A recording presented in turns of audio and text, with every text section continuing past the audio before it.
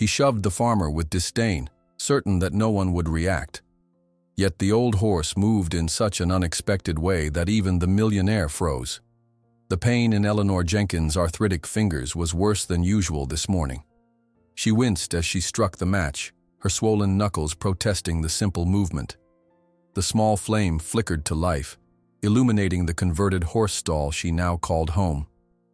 She touched the match to the ancient camp stove, adjusting the tea kettle with practiced precision. Dawn was just breaking over the Kentucky hills, sending pale fingers of light through the cracks in the wooden walls of the abandoned barn.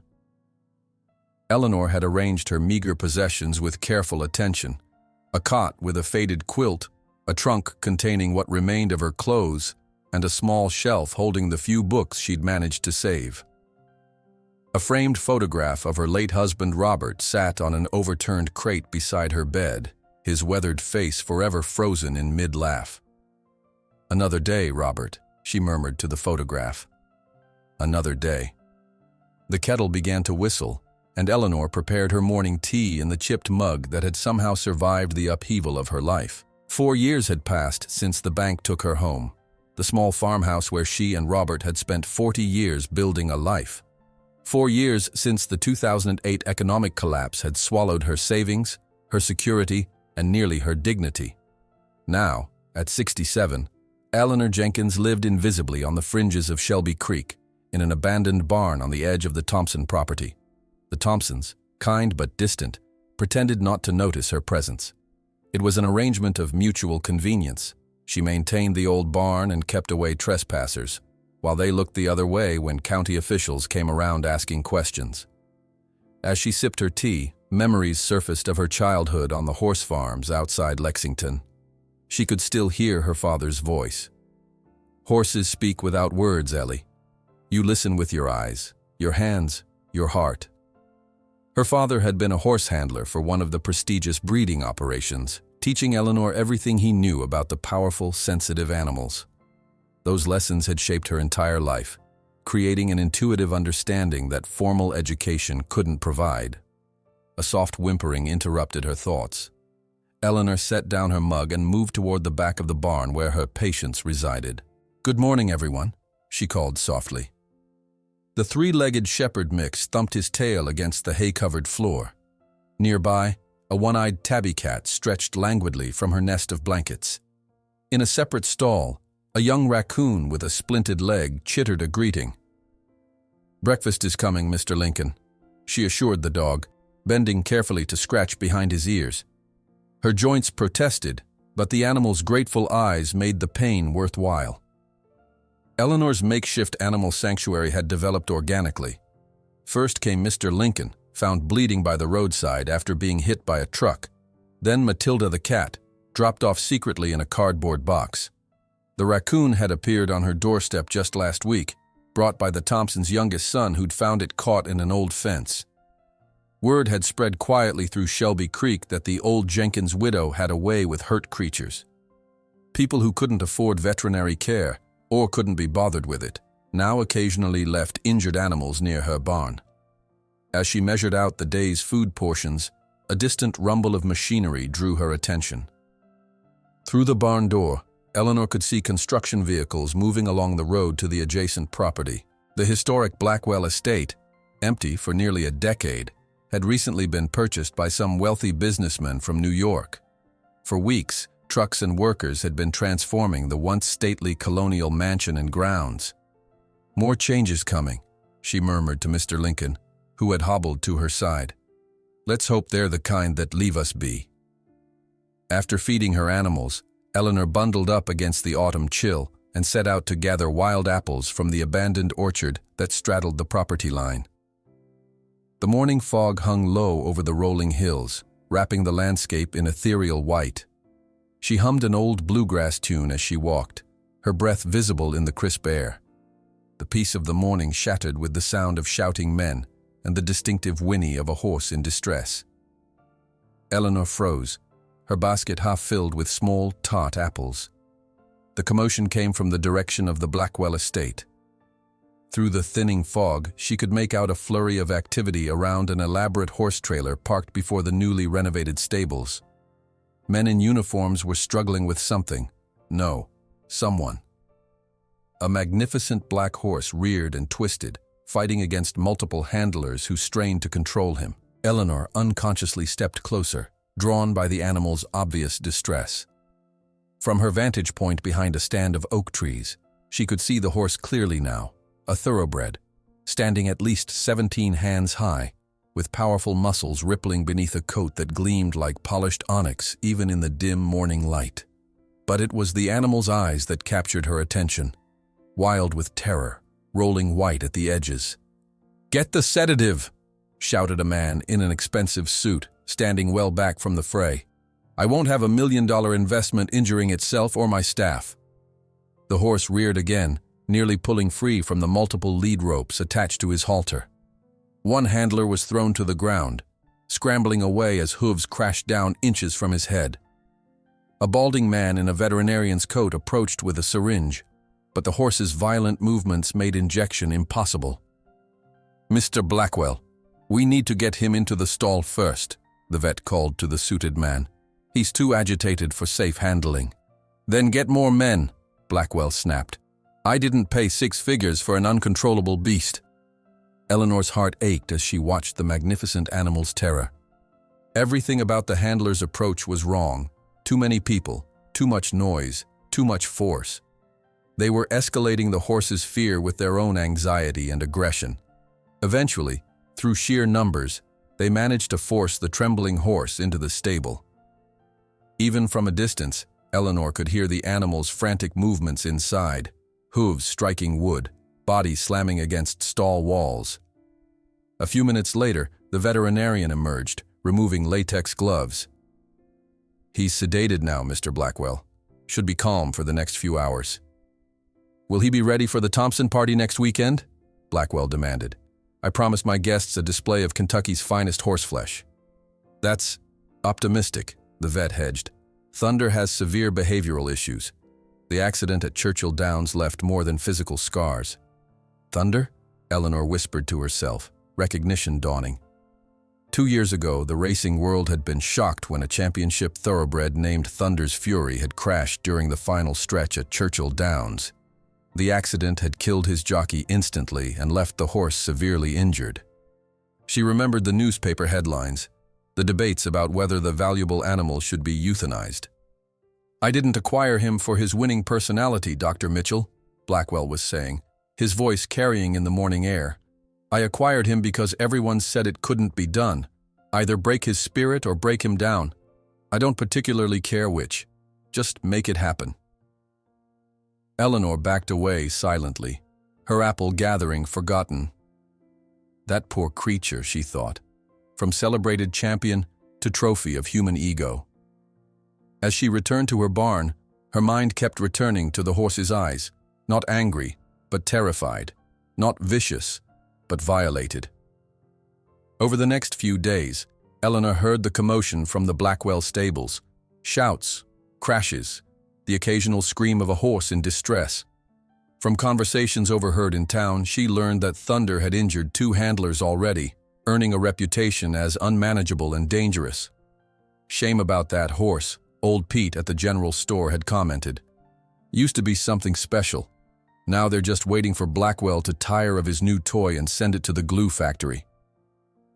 A week passed. Eleanor kept to her routine, caring for her animals, gathering plants and herbs from the woods, making herself as invisible as possible. But thoughts of the black horse haunted her. She knew what it was to be discarded, to be valued only for utility, to be seen as a burden once usefulness had ended. On a misty morning in late October, Eleanor woke earlier than usual. The fog was particularly thick, transforming the landscape into a ghostly tableau.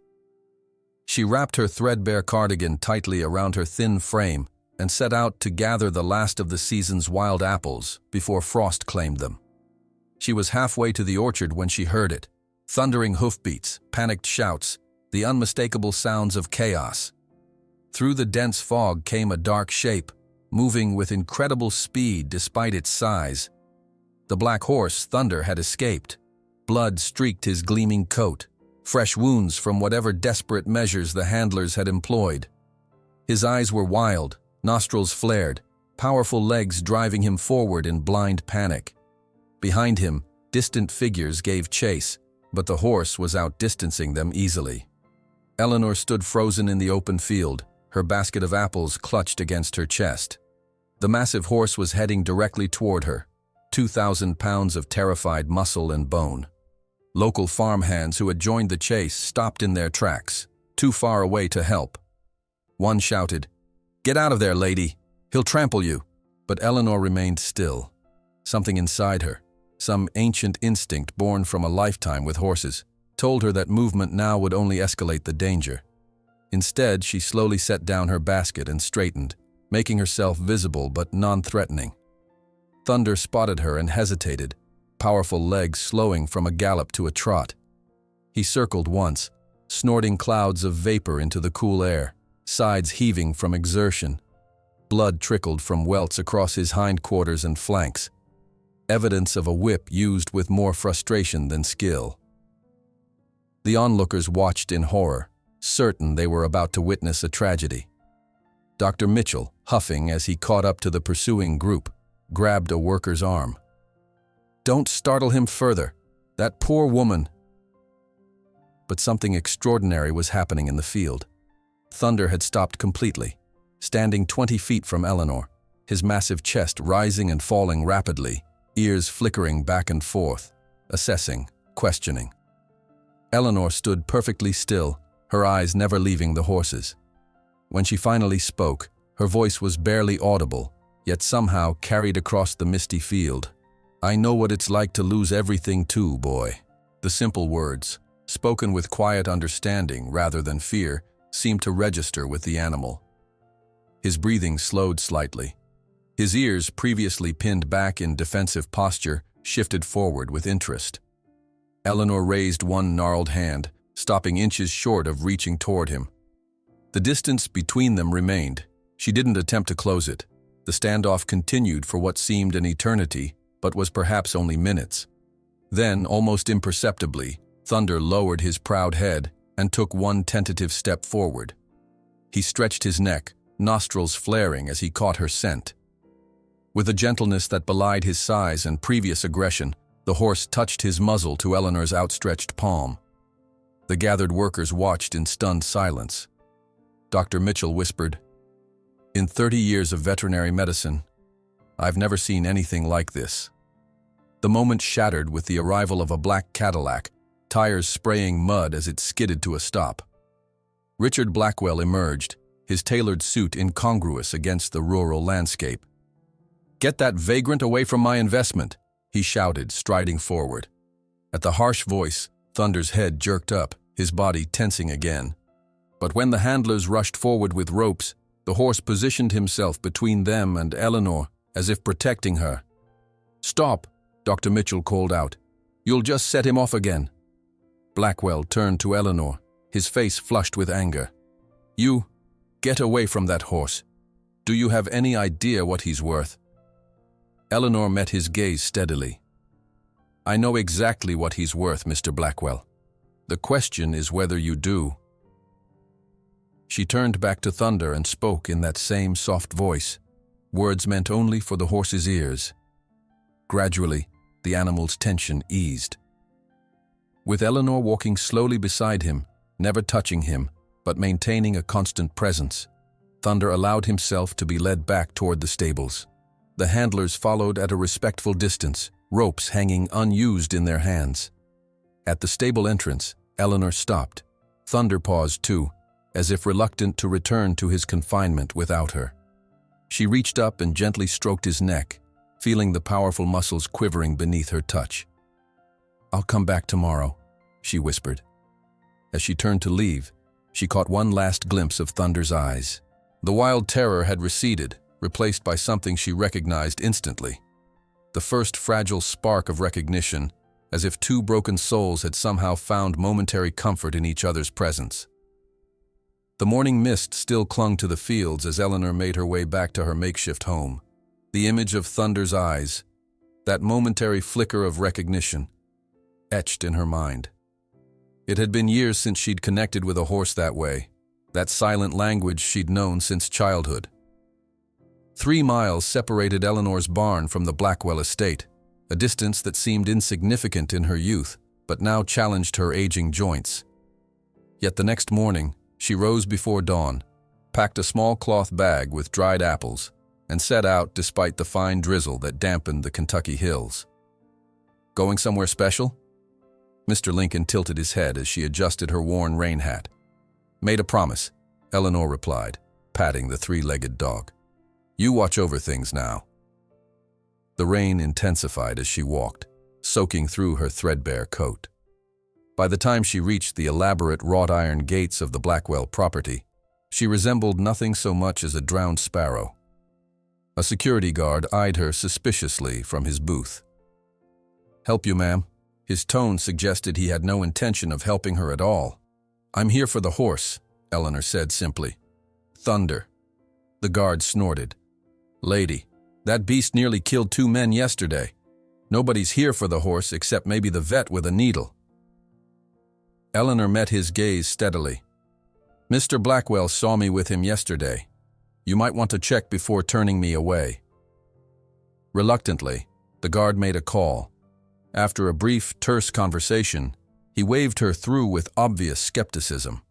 Your funeral, he muttered. Eleanor found her way to the stables, a palatial structure that put most human housing to shame.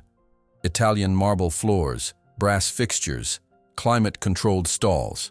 Richard Blackwell had spared no expense converting the historic horse barn into a showcase worthy of his investment. A cluster of stable hands huddled near the entrance, eyeing her approach with expressions ranging from amusement to outright mockery. Well, look who's here, one called out. The horse whisperer herself. Came to sing lullabies to the killer, Granny? Another chimed in, drawing laughter from his companions. Eleanor ignored them, focusing instead on removing a small wooden stool from her bag, a simple 3-legged seat she'd carved herself years ago. Without acknowledging the men, she positioned the stool about 10 feet from Thunder's stall and sat down, arranging her wet skirt with dignity. The stable hands exchanged glances. What you doing there, old lady? The boldest one finally asked.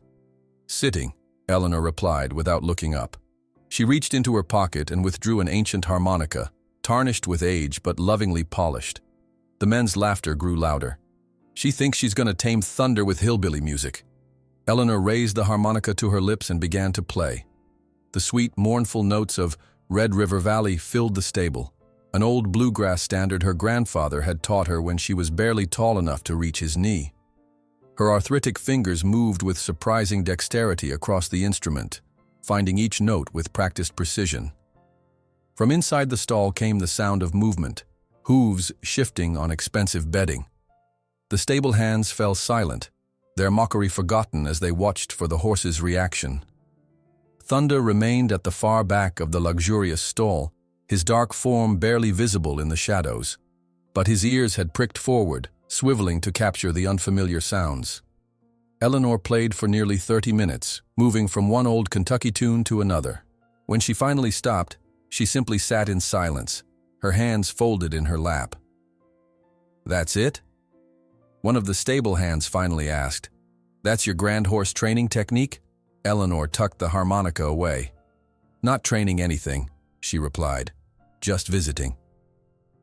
She stood slowly, her joints protesting the movement, and placed the dried apple slices on the ground well outside Thunder's stall. Without another word, she picked up her stool and departed, leaving the baffled stable hands staring after her. Crazy old bat, one muttered, though with less conviction than before. Eleanor returned the next day, and the next, establishing an unchanging routine. Each morning, regardless of weather, she made the 3-mile journey to the Blackwell stables. Each day, she sat on her 3-legged stool, played her harmonica, and sometimes read aloud from one of the dog-eared books she carried in her bag. By the end of the first week, the stable hands had stopped mocking her openly, their skepticism giving way to puzzled curiosity. Thunder remained at the back of his stall, but his violent outbursts had decreased noticeably on the days when Eleanor visited. Dr. Mitchell began observing these unusual sessions, clipboard in hand, taking notes on Thunder's behavior. On the 10th day, he approached Eleanor as she packed up to leave. "What exactly are you trying to accomplish here, Mrs. Jenkins?" he asked, genuine curiosity in his voice. Eleanor regarded him thoughtfully. "Not trying to accomplish anything, Doctor. Just being." "Being?" "With him," she clarified, nodding toward Thunder's stall. "On his time, not mine." Dr. Mitchell frowned. "Mr. Blackwell is getting impatient. He's invested a considerable sum in Thunder and he expects results." "Then he's approached this all wrong," Eleanor said. "You can't force trust. You can't demand healing. You can only create the space for it to happen." Before the veterinarian could respond, Richard Blackwell's voice boomed across the stable. "Where's the miracle worker? Still no progress with my expensive lawn ornament?" He strode toward them, Italian leather shoes incongruous against the stable floor. Behind him trailed two men carrying expensive camera equipment. "2 weeks, Mrs. Jenkins," Blackwell said, not bothering with pleasantries. "2 weeks of your whatever this is, and my investment is still unrideable, unstable, and unprofitable." Eleanor stood her ground. "Horses don't heal on human schedules, Mr. Blackwell." "Everything heals on my schedule," he snapped. "Or it gets replaced with something that will." He gestured to the cameramen. "I want every second of your interactions documented. If there's a technique here, I want it analyzed and replicated." Eleanor regarded him steadily. "You try to dominate his fear with more fear," she said quietly. "But fear only understands fear. It's respect he's never received." Blackwell's face flushed. "Don't presume to lecture me about respect, Mrs. Jenkins. 1 more week. Show progress, or find another hobby." After he stormed out, Dr. Mitchell sighed. "He's serious. There's talk of sending Thunder to a processing facility in Canada." Eleanor's heart constricted. He'd destroy something so magnificent out of impatience. $100,000 wasted on a crazy horse and a backwoods horse whisperer, Dr. Mitchell quoted, obviously repeating Blackwell's words. That's how he explained it to his investors. The next morning dawned cold and rainy, but Eleanor arrived at her usual time. To her surprise, Scott Reynolds, a local man she recognized vaguely from town, stood hesitantly by the stable entrance. "Ma'am," he greeted her, his voice rough. "I hope you don't mind me watching. Been doing so from a distance, but thought I'd introduce myself proper." Eleanor recognized the haunted look in his eyes. The same 1,000-yard stare she'd seen in the veterans who returned from Vietnam decades ago, now reflected in a younger face that had seen Afghanistan instead. "You're welcome to join me, Mr. Reynolds," she said. Scott followed her inside, staying well back as she set up her stool. "I can't sleep," he confessed abruptly. "Not since I got back. But last week I was passing by and heard your music. Watched you with that horse. That night, I slept 4 hours straight. First time in months." Eleanor nodded, understanding. Sometimes peace is contagious. For the next hour, Scott sat silently on a hay bale while Eleanor played her harmonica. Thunder, perhaps sensing the additional presence, seemed more restless than usual, pacing at the back of his stall. When Eleanor finished playing, she did something different. She began to speak in a low, conversational tone, not projecting her voice but simply talking as if Thunder were an old friend sitting beside her. "My husband Robert and I had a small farm once," she said. "Nothing fancy. 20 acres, a vegetable garden, a few goats. We worked hard, built something from nothing." She paused, her weathered hands clasped in her lap. "The bank took it after he died. Didn't matter that we'd paid on it for 30 years. Didn't matter that it was all I had." From the shadows of the stall, Thunder's ears flicked forward. "I know about loss," Eleanor continued. "About having everything you understand stripped away. About being seen as worthless once you can't perform as expected." Thunder took one step forward, then another, moving into the light for the first time during her visits. Scott tensed, but remained silent. "The thing about starting over," Eleanor said, "is that it's terrifying, but also freeing. No one expects anything from me anymore. So I can choose what to give, and to whom. Thunder approached the front of the stall, still keeping a cautious distance from the bars, but clearly engaged in Eleanor's quiet monologue. After Eleanor left, Scott waited for her outside the stable. "What you're doing in there?" he said haltingly. "It's not just for the horse, is it?" Eleanor smiled. "Healing rarely benefits just one heart, Mr. Reynolds." Word spread through Shelby Creek's tight-knit community. By the end of the second week, a small group of onlookers had formed, keeping a respectful distance, but clearly drawn to the unfolding story of the old woman and the traumatized horse. On a particularly rainy morning, Eleanor arrived to find Dr. Mitchell waiting with an umbrella. "Remarkable progress," he said, escorting her inside. "His cortisol levels have dropped significantly. He's eating regularly again."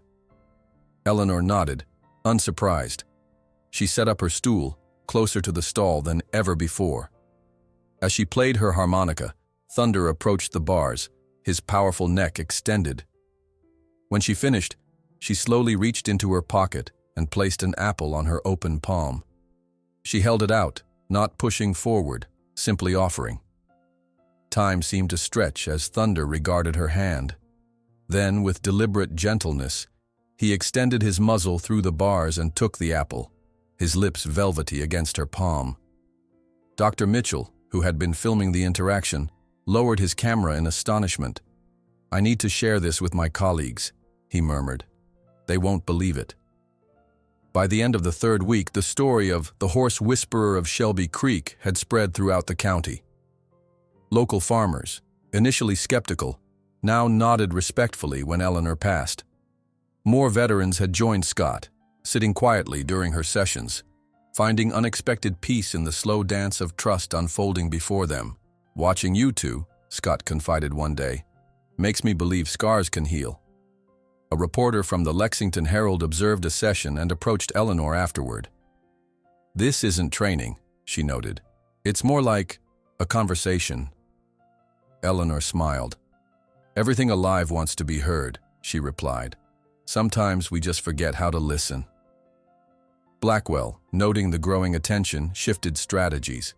He installed additional cameras, had experts analyze footage of Eleanor's interactions, even scheduled a professional documentary crew to capture the miracle he now claimed partial credit for enabling. "We'll unveil the transformation at the Morgan County Fair," he announced to his investors. "The inspirational story of Thunder's redemption under my innovative rehabilitation program." When the reporter asked Eleanor about her method, she answered simply, "I don't have a method. I just respect that he carries pain, just like I do." The words appeared in the next day's newspaper, catching Blackwell's attention as he read the article in his mansion's sunroom. His expression darkened, sensing that he was losing control of the narrative about his valuable investment. Someone else was becoming the hero of this story, someone he couldn't buy, couldn't intimidate, and increasingly couldn't ignore. The article featuring Eleanor's simple words, "I don't have a method. I just respect that he carries pain, just like I do," circulated through Shelby Creek with surprising speed. By nightfall, copies of the Lexington Herald had sold out at Old Pete's General Store, a rare occurrence in the digital age. Richard Blackwell scowled as he scanned the piece for the third time, the morning sunlight streaming through the restored Victorian windows of his mansion's sunroom. "Cameras," he snapped at his assistant. "I want high-definition surveillance in that stable. Every angle, every interaction recorded." Within 24 hours, discrete black domes appeared throughout Thunder's stable, their electronic eyes tracking Eleanor's movements with cold precision. She noticed them immediately the next morning, but continued her routine without comment, pulling a small bundle of dried lavender and arnica from her bag. "They're watching us now," she murmured to Thunder, who stood closer to the bars than ever before. "Trying to figure out our secret." The horse's ears flicked forward at the sound of her voice, his eyes, once wild with terror, now showing the cautious interest of a creature rediscovering trust. Eleanor unwrapped the herbs, their fragrance filling the air. "These might help those welts on your flank. My mother taught me about plant medicine before doctors were common in these hills." Thunder snorted softly, extending his neck to investigate the unfamiliar scent. His nostrils flared, drawing in the aroma with delicate precision. Where most handlers would have thrust the treatment upon him, Eleanor simply held the bundle near the bars, allowing him to make the choice. Dr. Mitchell appeared beside her, clipboard in hand. "His medical record makes for difficult reading," he said quietly, handing her several printed pages. "Multiple fractured ribs, tendon damage, traumatic brain injury from the fall. The physical pain is likely still significant." Eleanor skimmed the clinical language, translating it into the reality of suffering experienced by the magnificent animal before her. "Pain changes us," she replied, "makes us protect ourselves at all costs." She settled onto her wooden stool, closer to the stall than she'd ever positioned it before. "I lost my farm in the summer of 2008, she began, speaking in the same conversational tone she'd been using with Thunder. "The bank officer was younger than my grandson would have been, didn't look me in the eye as he handed me the eviction papers." Thunder's breathing slowed as she spoke, his powerful body relaxing incrementally. The cameras whirred softly, adjusting their focus.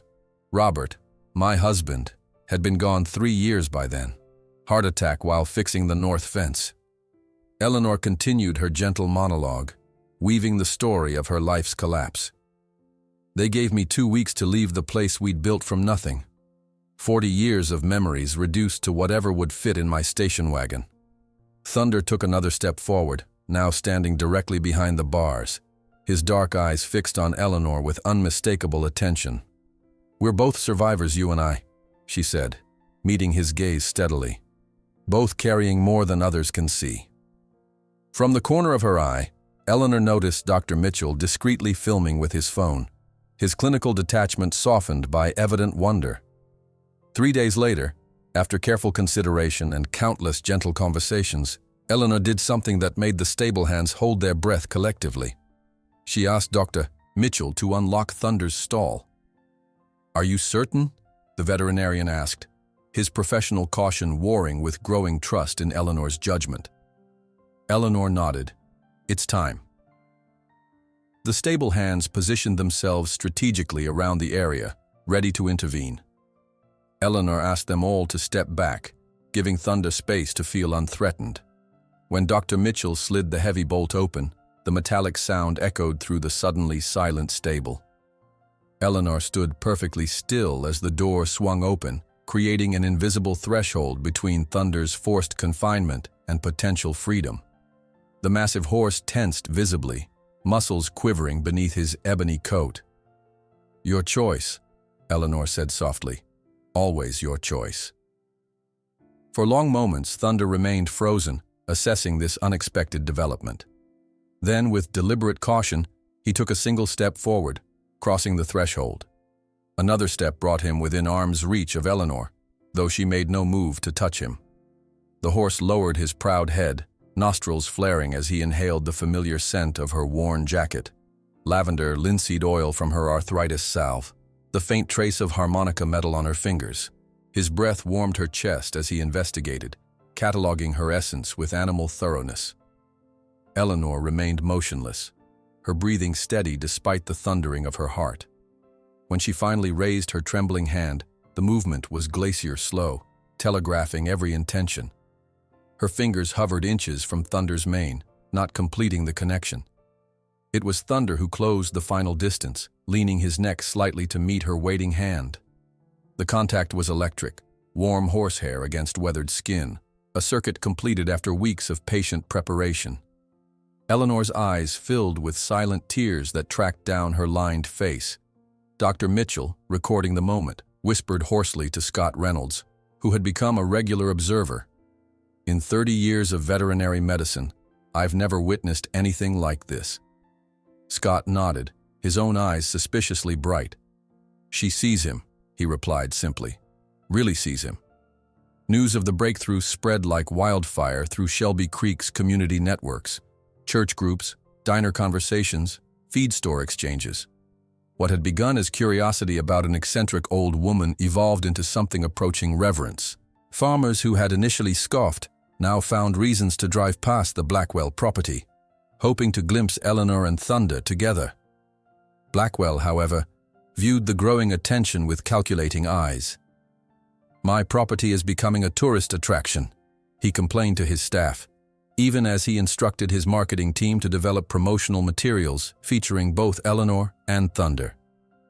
"Sir, we're receiving media inquiries from Louisville and Cincinnati," his assistant reported. "They're calling it a miracle recovery." Blackwell's expression shifted from irritation to opportunity. "Schedule interviews, but make sure they understand this is happening under my rehabilitation program." Each day brought new progress. Thunder now accepted Eleanor's touch freely, allowing her to treat his healing wounds with herbal poultices. She brought a soft brush and demonstrated its purpose, then let Thunder decide whether to accept grooming. The first time he leaned into the brush strokes, a collective sigh of satisfaction rippled through the growing audience of observers. One rainy afternoon, local weather alerts began buzzing on phones throughout the county. A severe storm system was approaching from the west, with potential for dangerous lightning and flash flooding. The County Emergency Management Office issued evacuation recommendations for low-lying areas, including parts of the Blackwell estate near Thompson Creek. "We need to move the horses to the high-ground facility," Dr. Mitchell instructed the stable hands, "starting with the mares and foals." Eleanor, who had arrived for her daily session despite the darkening skies, overheard the conversation. "What about Thunder?" she asked. Dr. Mitchell looked uncomfortable.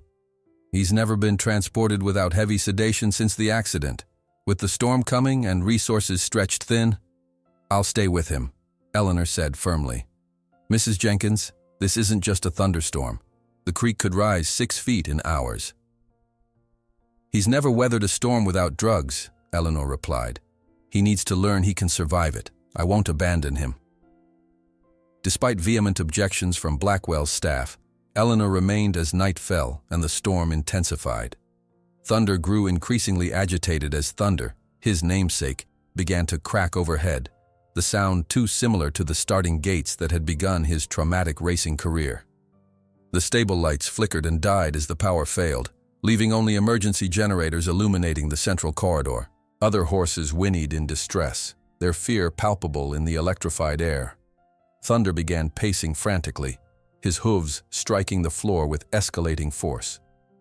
Eleanor sat on the floor of his stall, her back against the wall, and began to sing. Not her usual harmonica melodies, but a soft, gentle lullaby her grandmother had sung during Kentucky storms decades ago. The simple tune carried through the cacophony of rain hammering the roof and wind howling through cracks in the historic structure. "Lay down your head and I'll sing you a lullaby back to the years of Lulilele." The ancient Celtic melody, transplanted to Appalachian hills generations ago, filled the space between thunderclaps. Thunder's frantic movements slowed as he focused on the human voice, constant, calm, untouched by the chaos around them. Throughout the long night, Eleanor maintained her vigil. When thunder trembled at particularly violent thunderclaps, she continued singing, her voice growing hoarse but never faltering. By midnight, the extraordinary had occurred. The traumatized horse stood near Eleanor, no longer pacing, his large body occasionally brushing against her shoulder as if drawing strength from the contact. "You're weathering the storm," she whispered during a momentary lull in the deluge. "No drugs, no restraints, just your own courage." Dawn broke over a landscape transformed by the storm's fury. Fallen trees and scattered debris littered the Blackwell estate. As stable hands and property managers returned to assess damage, they were met with an astonishing sight through the mud-spattered stable windows. Eleanor Jenkins, soaked, exhausted but smiling, sat astride Thunder in the paddock behind the stable. No saddle, no bridle, no restraints of any kind. The massive thoroughbred moved with fluid grace through the morning mist, responding to the subtle shifts of Eleanor's weight and occasional whispered words. Workers stopped to stare, phones raised to capture the impossible moment. Dr. Mitchell arrived, surveying the scene with professional amazement. "They weathered the storm together," the stable manager explained. "When we arrived, she was curled up asleep in his stall, with that 1,000-pound killer standing guard over her like a watchdog. Photographs and videos quickly circulated beyond Shelby Creek's boundaries. By noon, regional news vans had assembled at the property gates. Blackwell, initially furious at Eleanor's unauthorized overnight stay, changed tactics upon seeing the media attention. "I've been developing this revolutionary approach to equine trauma," he told a reporter from the Louisville Courier-Journal. "Mrs. Jenkins has been instrumental in implementing my rehabilitation concepts." While Blackwell handled the press, Eleanor quietly continued her work with Thunder, uninterested in cameras or questions. Their connection deepened daily, built on a foundation of mutual respect rather than dominance. Thunder now followed Eleanor freely, without restraint, their movements synchronized as if they shared one nervous system. In his private office, Blackwell spoke quietly into his phone. "Cancel the Texas trainers. I have a better plan to capitalize on this situation. The Morgan County Fair happens in 3 weeks. Plenty of time to transform this backwoods miracle into a profitable spectacle." As the first light of dawn painted the Kentucky hills in delicate watercolor hues, the image of Eleanor astride Thunder spread through Shelby Creek with the swiftness of summer lightning. Blackwell's calculated words to the Louisville Reporter hung in the air like the promise of rain from distant clouds, a storm gathering on the horizon that Eleanor could sense but not yet see. In the days that followed, Thunder's transformation accelerated. Where once he had flinched at sudden movements, he now stood calmly as Eleanor worked around him. His eyes, previously rolling white with terror, followed her with the attentive gaze of a creature who had found an anchor in a chaotic world. The bond between them strengthened hourly, woven from countless small moments of earned trust. "Watch how he tracks her," Dr. Mitchell murmured to Scott Reynolds as they observed from a respectful distance. "He's mapping her movements, not out of fear but reassurance." Scott nodded. "Like how we'd scan for threats in Kandahar, except he's looking for safety instead of danger." Eleanor had begun leading Thunder on short walks beyond the confines of the stable, each excursion stretching slightly farther than the last. She never rushed him, allowing Thunder to set the pace of his expanding world. When farm equipment startled him near the east paddock, Eleanor simply stood beside him, her weathered hand resting lightly on his neck until his breathing steadied. "Breathe through it," she whispered as his nostrils flared. "It can't hurt you now." Behind the scenes, Blackwell's plans advanced with corporate efficiency. His Manhattan office shipped promotional materials featuring Thunder's image, superimposed with inspirational quotes about second chances and breakthrough therapies. Glossy posters announced a special exhibition at the upcoming Morgan County Fair, "The Miracle of Thunder, From Broken to Reborn." Eleanor knew nothing of these developments until she arrived one morning to find a professional photographer setting up equipment near Thunder's stall. "Mrs. Jenkins," the young woman greeted her with media-trained enthusiasm. "Mr. Blackwell asked me to capture some promotional images for the fair announcement." Eleanor's steps slowed. "What fair announcement?"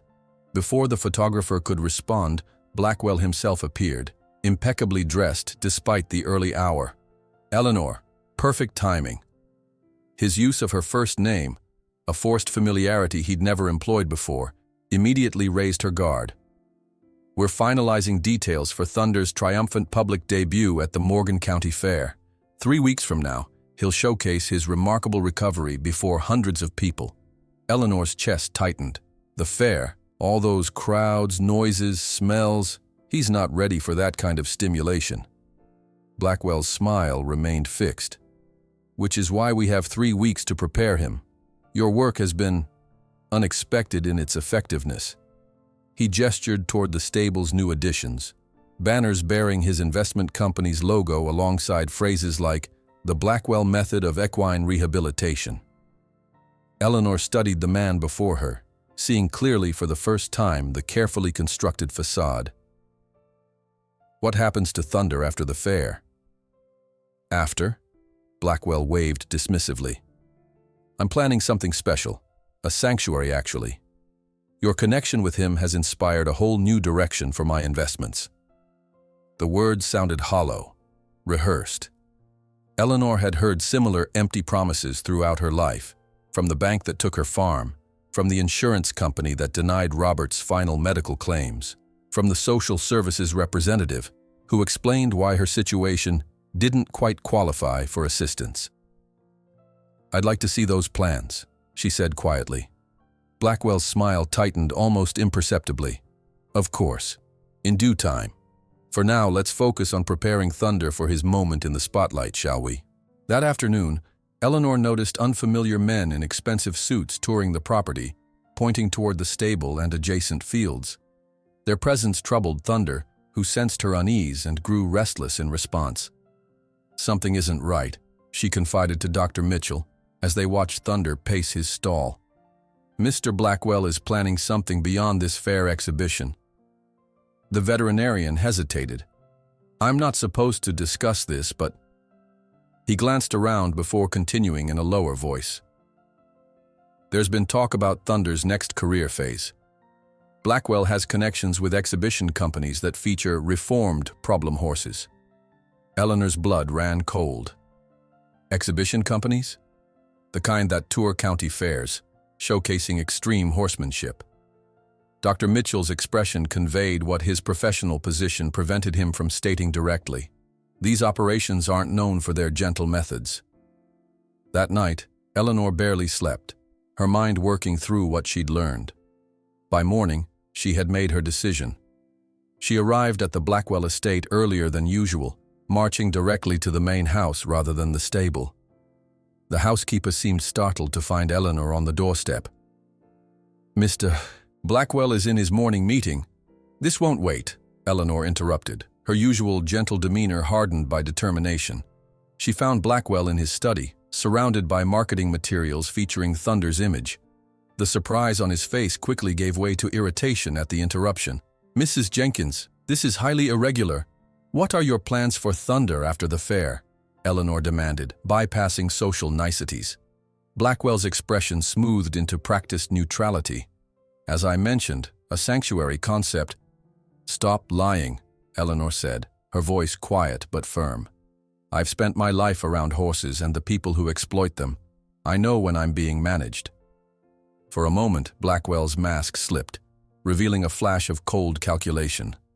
Then he sighed dramatically, adopting an air of regretful transparency. "Business is business, Mrs. Jenkins. Thunder represents a significant investment. After his rehabilitation, thanks in part to your assistance, that investment needs to generate returns." "He's not a stock portfolio," Eleanor said. "He's a living creature who's just beginning to heal from severe trauma." Blackwell's smile didn't reach his eyes. "Your sentimental attachment is understandable but ultimately irrelevant. After the fair, Thunder will demonstrate his recovery in venues that appreciate his market value. And if I refuse to participate?" "Participate?" Blackwell's laugh held no humor. "Mrs. Jenkins, while your help has been quaint, let's remember who owns Thunder." His tone hardened. "The security team has been instructed that after tomorrow your presence on this property will constitute trespassing." The threat hung in the air between them. Eleanor felt a familiar sensation, the same helplessness she'd experienced watching the bank seize her farm, watching her life's work reduced to legal abstractions that favored those with money and power. "You'll destroy him," she said softly. "I'll utilize him," Blackwell corrected, "as is my right." When Eleanor returned to the stable, Thunder sensed her distress immediately. The great horse approached the stall door, extending his neck to press his muzzle against her shoulder in a gesture that was unmistakably comforting. "I don't know if I can protect you," she whispered, allowing her tears to fall freely for the first time since their strange partnership began. In town that afternoon, Eleanor found herself outside the county's only law office. The receptionist eyed her threadbare coat and mud-stained boots with poorly concealed disdain. "Do you have an appointment, ma'am?" "No," Eleanor admitted, "but I need legal advice about animal ownership rights." 20 minutes and several condescending explanations later, the message was clear. Without financial resources, her options were virtually non-existent. "Property law is quite straightforward," the young lawyer explained with practiced patience. "Without money for a retainer, I'm afraid I can't help you." As Eleanor left the office, she noticed Sheriff Mason examining old maps spread across the hood of his patrol car.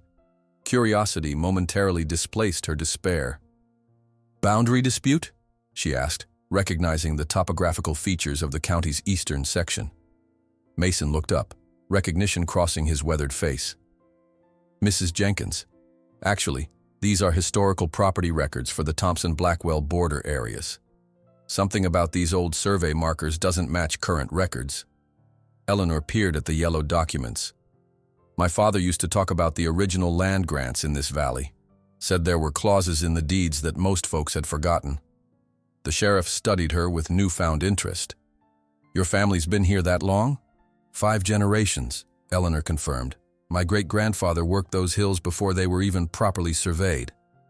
Later that evening, Dr. Mitchell arrived at Eleanor's barn carrying a folder stuffed with papers. Scott Reynolds accompanied him, along with 2 other veterans who had become regular observers of Eleanor's sessions with Thunder. "We've been doing some research," Dr. Mitchell announced without preamble, "about Blackwell's history with rehabilitated animals." The documents told a disturbing story. 3 other valuable horses, rehabilitated under Blackwell's ownership, had subsequently been sold to enterprises with questionable animal welfare records. Promotional materials touted their remarkable recoveries while carefully omitting their ultimate fates. "There's more," Scott added grimly. "The cleaning lady at Blackwell's mansion overheard plans to transport Thunder immediately after the fair exhibition. Something about a diamond rodeo production in Texas." Eleanor's heart sank. Diamond Rodeo specializes in extreme demonstrations. They use fear and pain to make horses perform unnatural behaviors for entertainment. The small group sat in somber silence, surrounded by Eleanor's rescued animals. Mr. Lincoln, sensing the mood, limped over to rest his head on her knee. "The fair is 3 weeks away," Dr. Mitchell finally said. "Sheriff Mason is investigating something about the property boundaries, but legal processes move slowly. Meanwhile," Scott added, "some of us veterans have been talking. If legal means fail." He exchanged glances with his companions, leaving the implication hanging. "I won't let Thunder become another casualty," Eleanor said firmly. "Not after everything he's survived." The next morning, Eleanor arrived at the stable to find Thunder's routine changed. Blackwell had instructed the staff to begin desensitization training for the fair, which meant exposing the horse to increasingly stimulating environments. Speakers played recorded crowd noises at uncomfortable volumes. Flashing lights simulated photography and stage effects. Thunder's stress was immediately apparent. His newly gained confidence wavered under the assault on his senses. When Eleanor entered his stall, he pressed against her, trembling slightly. "This isn't the way," she told the training staff. "You're overwhelming him, erasing months of progress." "Mr. Blackwell's orders," the head trainer replied with obvious discomfort. "The fair schedule is fixed." That night, Eleanor smuggled Thunder from the stable for an entirely different kind of preparation. Under moonlight, she led him to the edge of the property where lights from distant farms created a gentle illumination. Throughout the evening, she exposed him to potential fair stimuli, fluttering fabric, unexpected sounds, unfamiliar objects, but always with an escape route available, always respecting his reactions. "The difference is choice," she explained to Scott, who had arrived to assist. "Fear becomes trauma when there's no escape. We're teaching him he can face these things and still remain safe." On the eve of her final authorized day at the Blackwell estate, Eleanor entered the administrative office while the staff attended a planning meeting. In a filing cabinet labeled Transportation, she discovered what she had feared: detailed documents for Thunder's immediate transfer to Diamond Rodeo Productions, Texas, following his performance at the fair. The attached description read, "Recovered and suitable for immediate use in high-impact demonstrations." The words confirmed her worst suspicions about Blackwell's true intentions. Whatever happened at the Morgan County Fair would determine not just Thunder's future, but whether everything Eleanor believed about healing and trust would be perverted into just another tool for exploitation. Eleanor's fingers trembled as she held the damning documents, the stark words blurring before her eyes. Recovered and suitable for immediate use in high-impact demonstrations. The clinical language couldn't disguise the terrible truth. Thunder's rehabilitation wasn't meant to heal him, but to make him marketable for an industry known for breaking horses' spirits through spectacular, crowd-pleasing performances. She carefully replaced the papers in the filing cabinet, her mind racing. The morning sun was just breaking over the distant hills as she slipped out of the administrative building, the weight of discovery heavy on her shoulders. By the time she reached Thunder's stall, her resolve had hardened like Kentucky clay under a summer sun. Thunder greeted her with a soft, nickering sound that had become his personal welcome. His ears pricked forward, dark eyes tracking her movements with the newfound attentiveness of a creature who had learned that not all humans brought pain. When she entered his stall, he lowered his proud head to her shoulder, a gesture of trust that would have seemed impossible mere weeks ago. "They mean to sell you to men who'll break you all over again," she whispered against his warm neck. "I won't let that happen." Eleanor left the Blackwell estate with leaden steps, knowing that tomorrow she would be barred from returning. The 3-mile walk back to her makeshift home seemed longer than ever, each step an exercise in mounting desperation. When she arrived at her converted barn, she found Dr. Mitchell's truck parked outside, the veterinarian pacing anxiously. "I found the transfer documents," she said before he could speak. Dr. Mitchell's shoulders slumped. "Diamond Rodeo Productions. I feared as much." "They'll destroy everything we've accomplished," Eleanor said, sinking onto her makeshift porch step. "Everything Thunder has fought to overcome." "There might be a legal angle," Dr. Mitchell offered cautiously. "I spoke with Sheriff Mason this morning. He's found something interesting in those old property records." Hope flickered briefly, but Eleanor had lived too long to trust in legal salvation. Without money for lawyers, without influence, she let the thought trail off, the reality of her powerlessness, a familiar wound. "I've arranged a meeting tomorrow," Dr. Mitchell continued. "The sheriff, myself, and Scott Reynolds wants to bring a few other veterans. We need to discuss options before Blackwell implements the next phase of his plan." That evening, as sunset painted the Kentucky hills in amber and gold, Eleanor sat alone on her porch step, the weight of impending loss heavy on her shoulders. Mr. Lincoln rested his graying muzzle on her knee, offering canine comfort with wordless understanding. "I've lost so much already," she told the dog softly. "My Robert, our farm, my place in the world. I can't lose Thunder, too, not to men who see him as nothing but a commodity." Sleep eluded her that night, memories of Thunder's transformation playing through her mind like cinema reels. His initial terror, the gradual softening of his eyes, the first hesitant touch, the morning after the storm, when he had accepted her on his back with a trust that transcended language. By dawn, Eleanor had made her decision.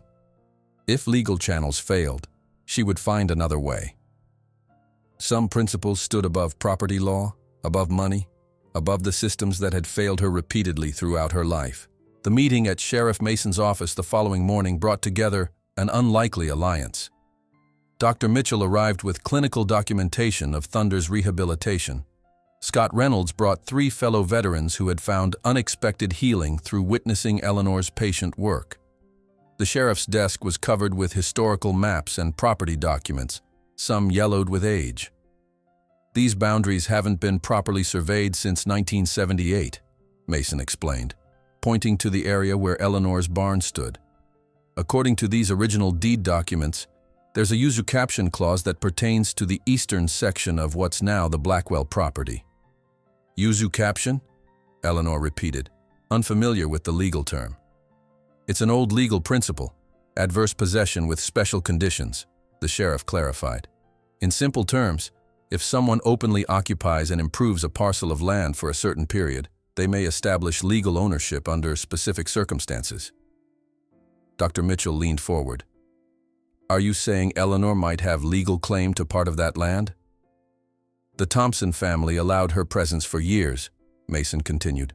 "According to these documents, that section, including the creek and adjacent 5 acres, may legally belong to her through this clause."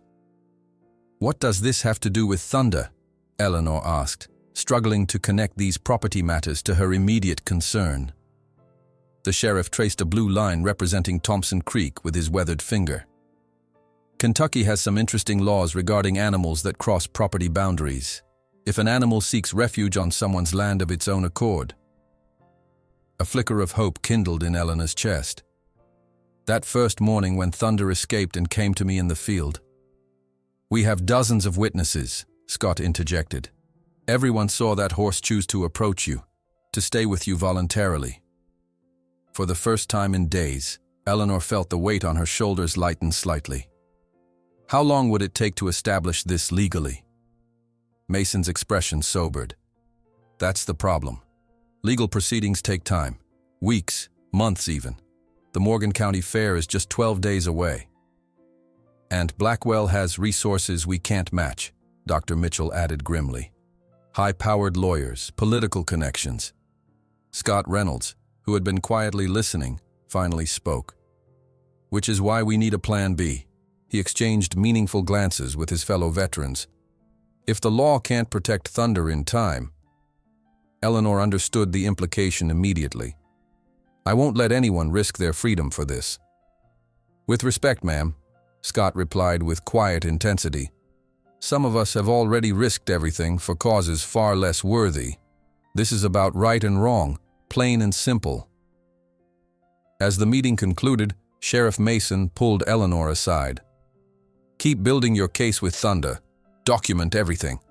I'll work on these property records. There might be something here that could at least delay Blackwell's plans." Eleanor returned to her barn to find Margaret Willis, the elderly woman who cleaned Blackwell's mansion, waiting anxiously by the door. "I shouldn't be here," Margaret whispered, glancing over her shoulder.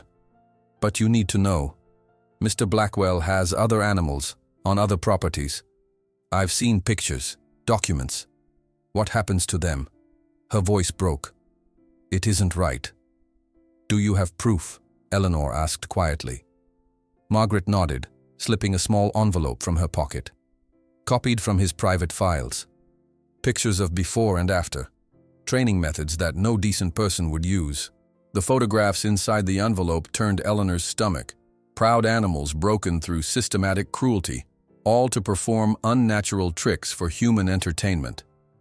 Among them, documentation of 3 horses previously rehabilitated by Blackwell's operation, their subsequent fates carefully obscured from public knowledge. With each passing day, the Morgan County Fair loomed larger.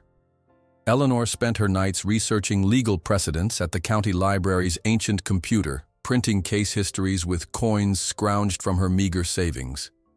During the days, she worked with local farmers who sympathetically allowed her to borrow gentle horses, practicing techniques that might help Thunder navigate the sensory overload of the fairgrounds. When Eleanor couldn't sleep, she walked to the edge of her property, where she could just make out Thunder's stable in the distance. She imagined him alone, confused by her absence, perhaps slipping back into the defensive fear that had been his only protection. The thought was nearly unbearable. One evening, Scott Reynolds appeared at her door with unexpected news. "Blackwell's holding a pre-fair press event tomorrow.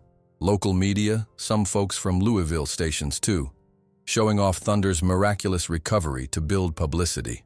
Without me there, how will Thunder react?" Eleanor worried. "That's just it," Scott continued. "They can't control him. He's been agitated since you stopped coming. Dr. Mitchell says they're considering sedation for the press event." The idea of Thunder being drugged for a publicity stunt crystallized Eleanor's determination. That night, she walked the 3 miles to the Blackwell estate under cover of darkness. The security guard, recognizing her from a distance, pretended not to see her slip through the shadows toward the stable. Inside, Thunder paced restlessly, his hard-won confidence visibly eroded.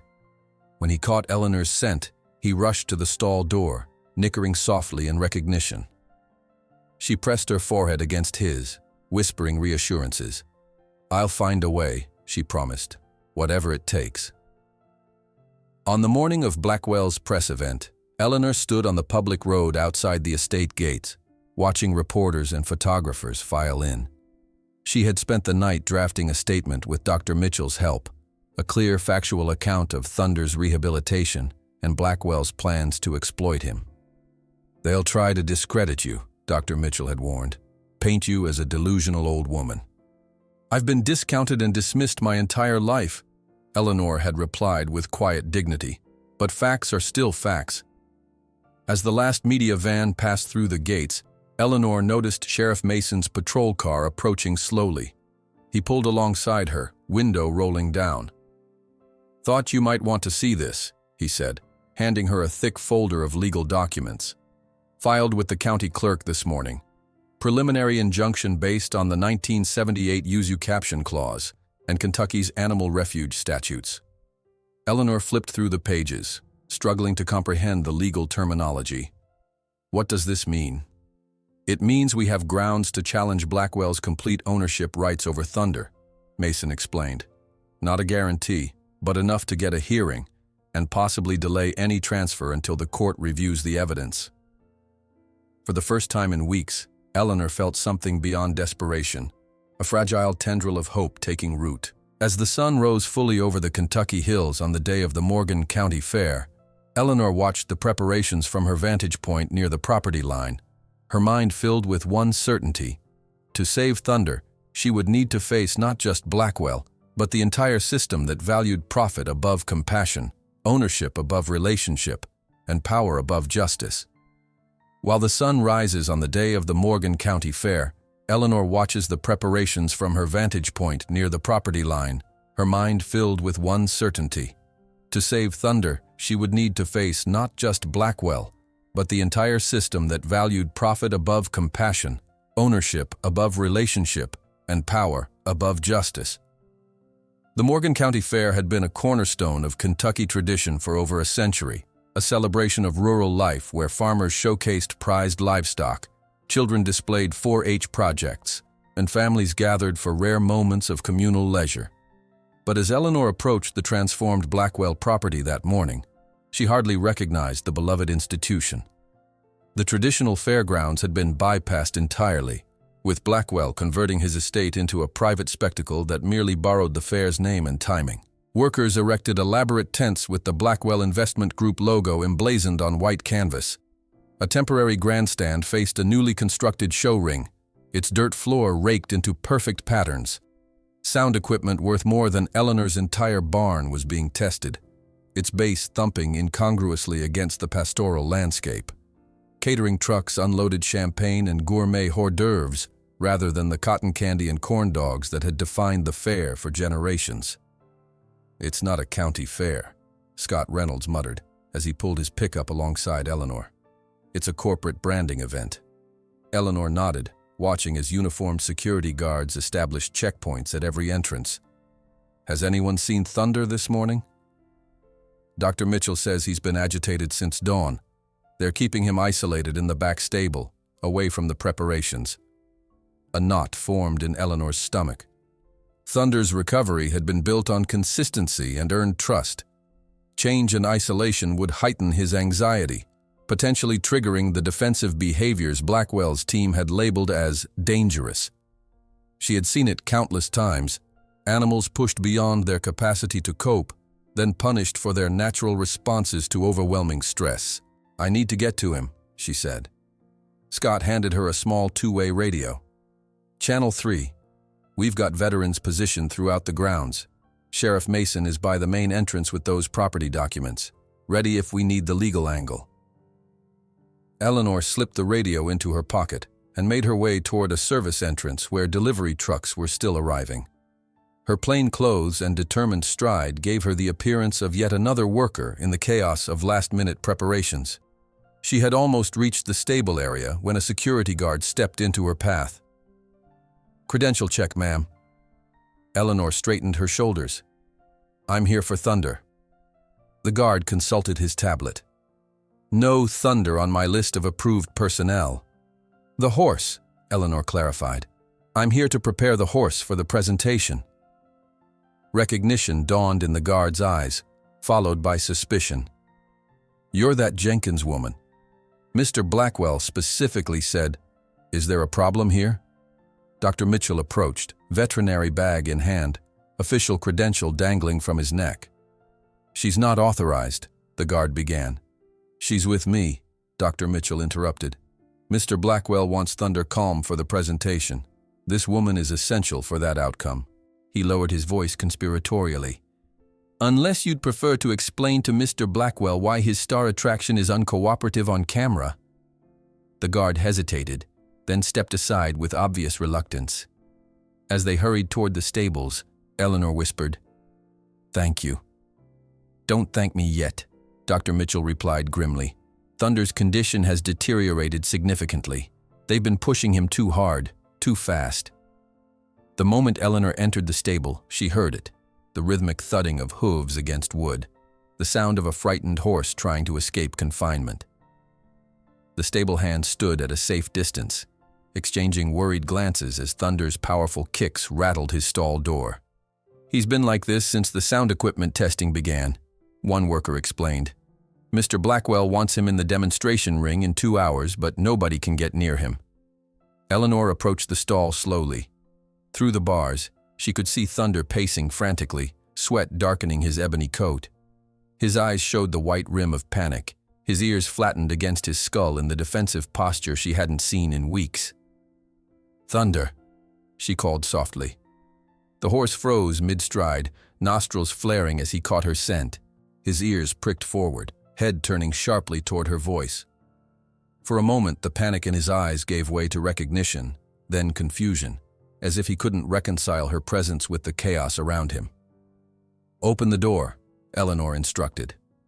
The stable hands exchanged alarmed looks. "Ma'am, he's dangerous right now." "Open it," Dr. Mitchell reinforced. "She knows what she's doing." When the bolt slid back, Eleanor entered without hesitation, closing the door behind her. Thunder snorted, shifting his weight nervously from hoof to hoof, his body language communicating the battle between his instinctive fear and his recognition of the one human who had never caused him pain. "It's just us now," Eleanor murmured, making no move to approach him. "Remember how we weathered the storm? We can weather this too."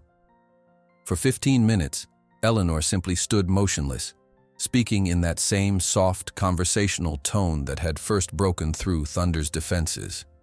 She spoke of inconsequential things, the morning light on the hills, the wildflowers blooming along Thompson Creek, the family of cardinals nesting near her barn.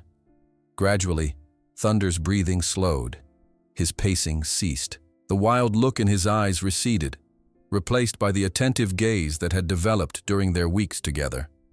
When he finally approached her, lowering his head to breathe in her familiar scent, Eleanor felt tears of relief sting her eyes. "There you are," she whispered, running her hand along his neck. "I promised I'd come back." Outside the stall, Dr. Mitchell quietly filmed the interaction on his phone.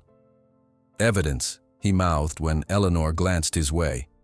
For the next hour, Eleanor methodically prepared Thunder for what lay ahead. She requested headphones playing gentle bluegrass music to dampen the intrusive sounds of the preparation outside. She guided Thunder through simple, familiar routines that reinforced his sense of competence and safety. When a stable hand brought his special demonstration halter, an ornate leather piece emblazoned with the Blackwell logo, Eleanor replaced it with the simple rope halter they had used during their training. "He associates that fancy halter with the aggressive handling," she explained when Dr. Mitchell raised an eyebrow. "We need to minimize triggers, not add them." As the presentation time approached, the stable buzzed with increasing activity. Blackwell's marketing team distributed press packets to arriving journalists. Local television crews set up cameras around the demonstration ring. Through the stable windows, Eleanor could see luxury vehicles arriving, disgorging expensively dressed guests who were clearly not typical county fair attendees. "Investors," Dr. Mitchell explained. "Blackwell's using this as a fundraising opportunity for his next venture." Richard Blackwell himself appeared in the stable doorway, surveying the scene with proprietary satisfaction. His expression hardened when he spotted Eleanor with Thunder. "What is she doing here?" he demanded of his staff. "I was explicitly clear." "Sir," Dr. Mitchell interjected, "Thunder was unmanageable until Mrs. Jenkins arrived. For the presentation to succeed, we need her involvement, at least temporarily." Blackwell's jaw tightened as he calculated the variables. After a moment, he approached Eleanor with a tight smile that never reached his eyes. "Mrs. Jenkins, how fortunate you could join us for Thunder's big day." Eleanor met his gaze steadily. "I'm here for Thunder, Mr. Blackwell. Nothing more." "Of course," he replied smoothly. "And we appreciate your assistance in calming him for the presentation. My trainers will take over from here." "Your trainers haven't established trust with him," Eleanor countered. "He needs consistency right now, not new handlers." The muscles in Blackwell's jaw worked visibly as he struggled to maintain his composed facade. "Perhaps a compromise," he finally suggested. "You can remain with Thunder until the presentation begins. Then you will step aside and allow my professional team to demonstrate the techniques we've developed." Eleanor recognized the trap.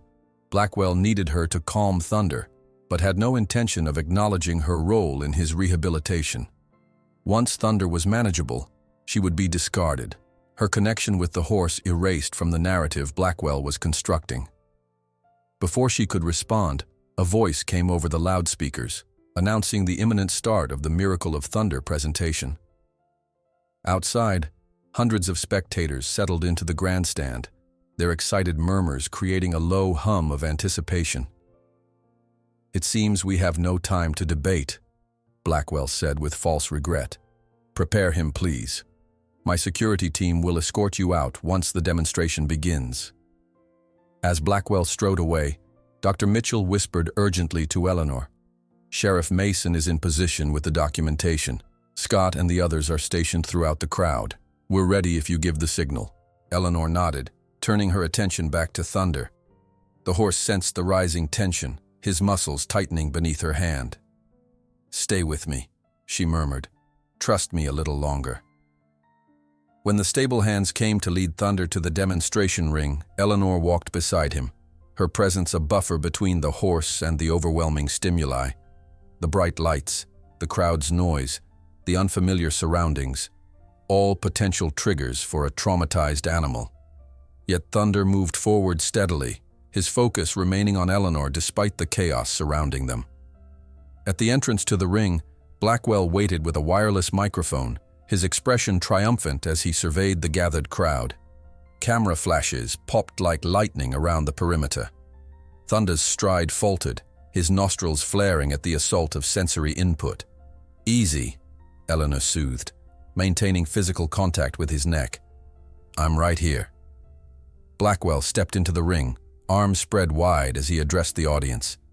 "Ladies and gentlemen, welcome to a truly remarkable demonstration of revolutionary equine rehabilitation techniques developed by Blackwell Investments." The crowd applauded politely, many filming with their phones. Eleanor recognized few local faces among them. These were primarily Blackwell's associates, investors, and media representatives invited to document his supposed achievement.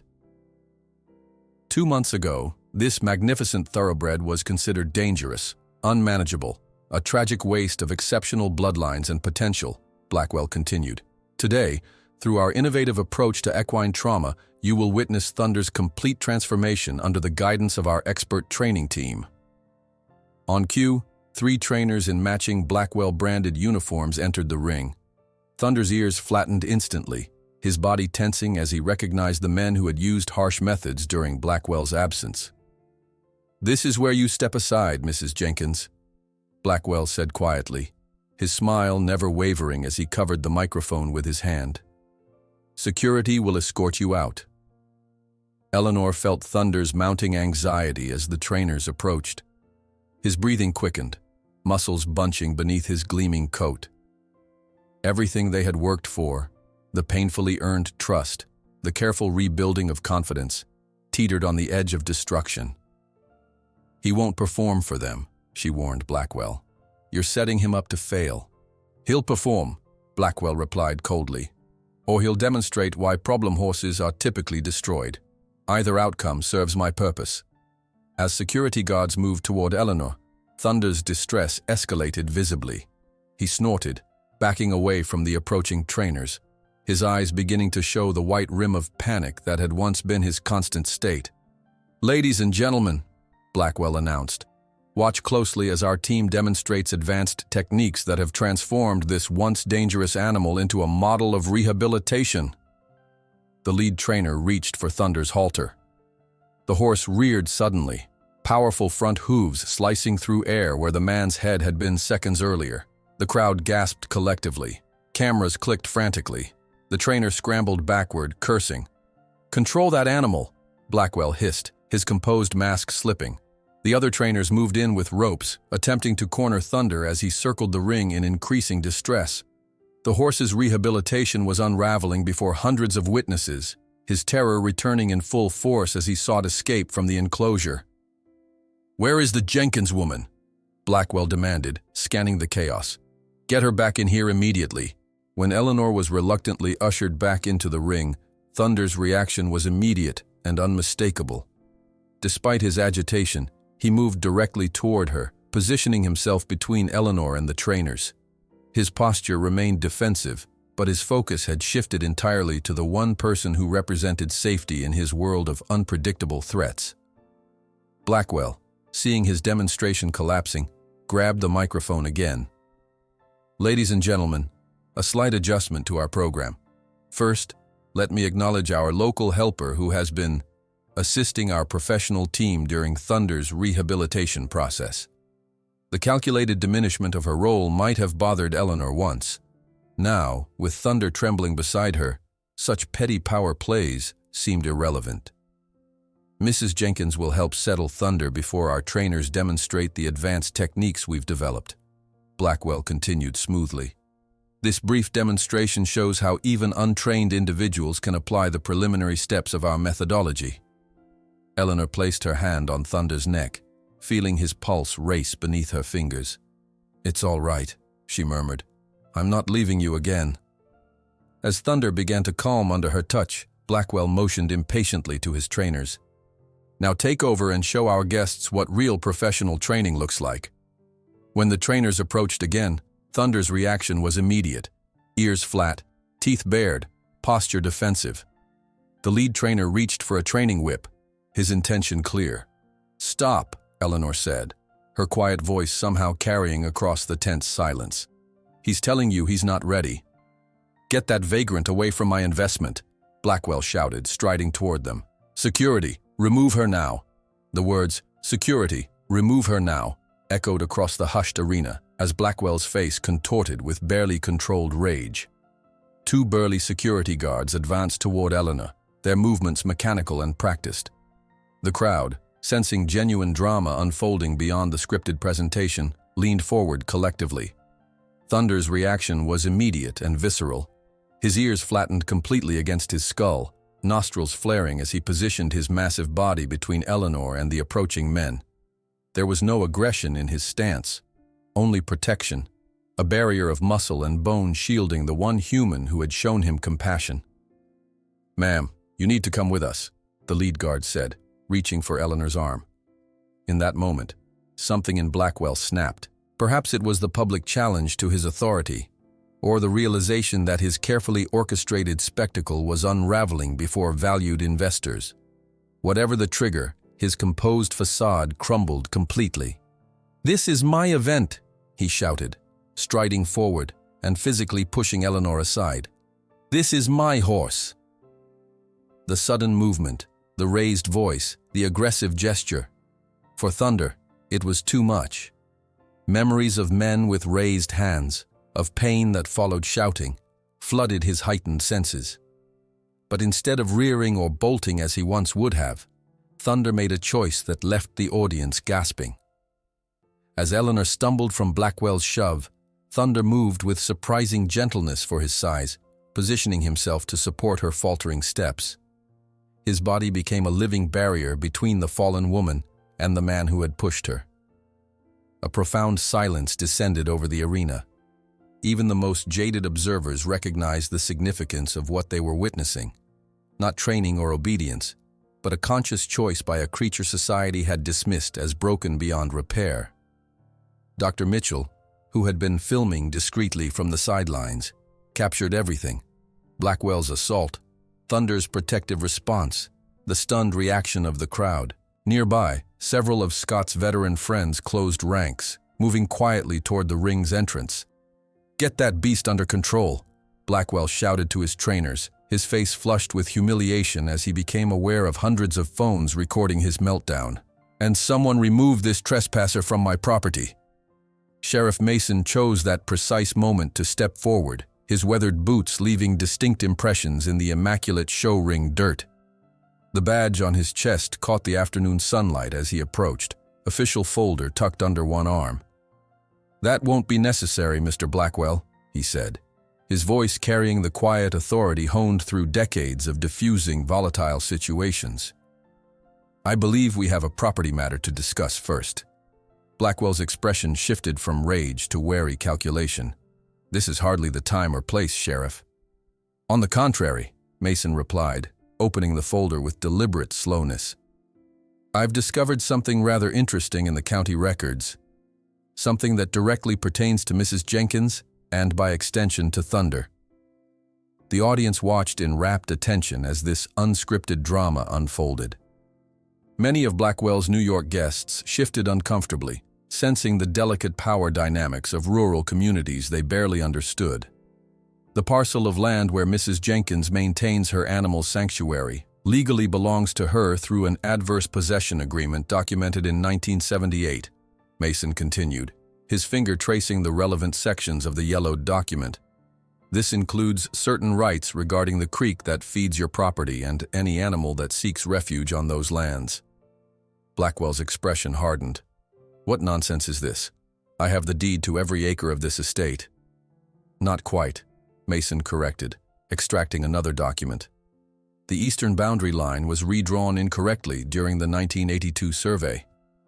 Your deed reflects that error, but legal precedent honors the original boundaries established in the Homestead Act documentation." Eleanor, who had regained her footing with Thunder's steady presence beside her, listened in stunned silence. The land where her makeshift barn stood, property she had occupied with the Thompson family's quiet permission, legally belonged to her?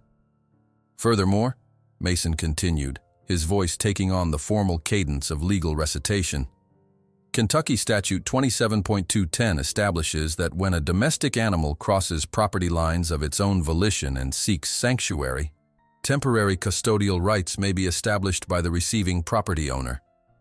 Understanding dawned across Eleanor's face as Mason turned toward the crowd. When Thunder escaped and crossed onto Mrs. Jenkins' property that first morning, legally he became her responsibility. And we have approximately 50 witnesses who can confirm the animal sought refuge with her by choice. Murmurs rippled through the audience as locals nodded in recognition. They had all heard the story, how the dangerous black horse had approached the elderly woman in the misty field, how it had chosen her when it rejected everyone else. Blackwell's attorney, a slim man in an immaculate suit, hurried forward to examine the documents. After a tense minute of scanning the papers, he whispered urgently in Blackwell's ear. The color drained from the investor's face as he listened. "This is preposterous," Blackwell finally sputtered, though with noticeably less conviction.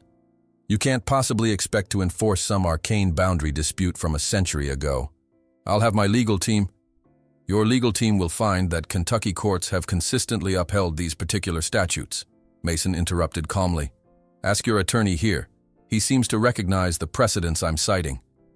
The gathered crowd had transformed from passive spectators to active witnesses. Local farmers who had initially viewed Eleanor as an eccentric outsider now stood with crossed arms, their weathered faces showing the stoic solidarity of rural communities when one of their own is threatened.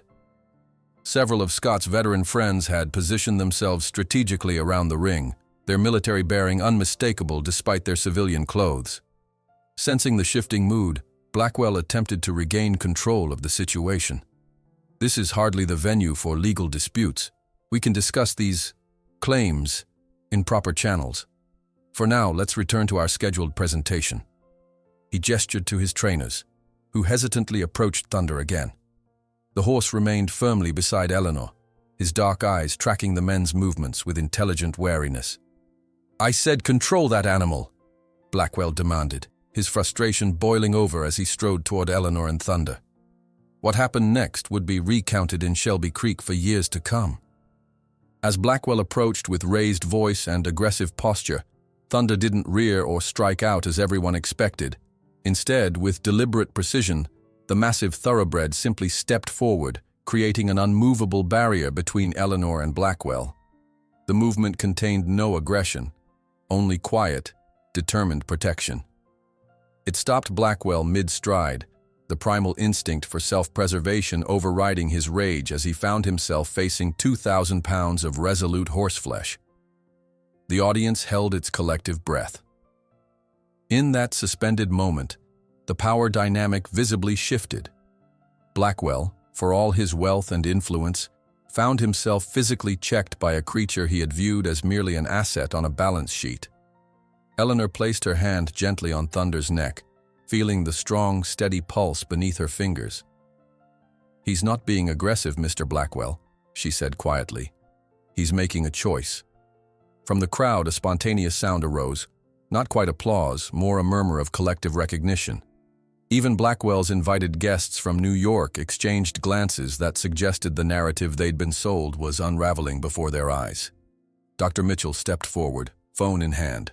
"I have documented evidence of Thunder's rehabilitation process," he announced, "including Mr. Blackwell's instructions regarding the horse's treatment in Mrs. Jenkins' absence.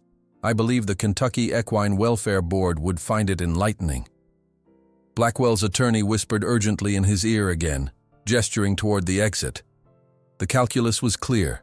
The public relations disaster was growing by the minute.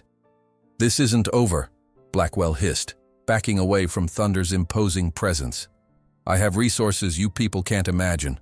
One county sheriff with dusty paperwork won't stop me from protecting my investments."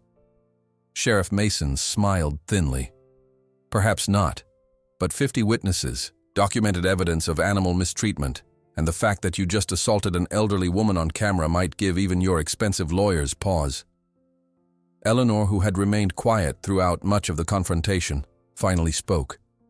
Her voice carried clearly across the now silent arena, decades of unvoiced dignity lending her words unexpected power.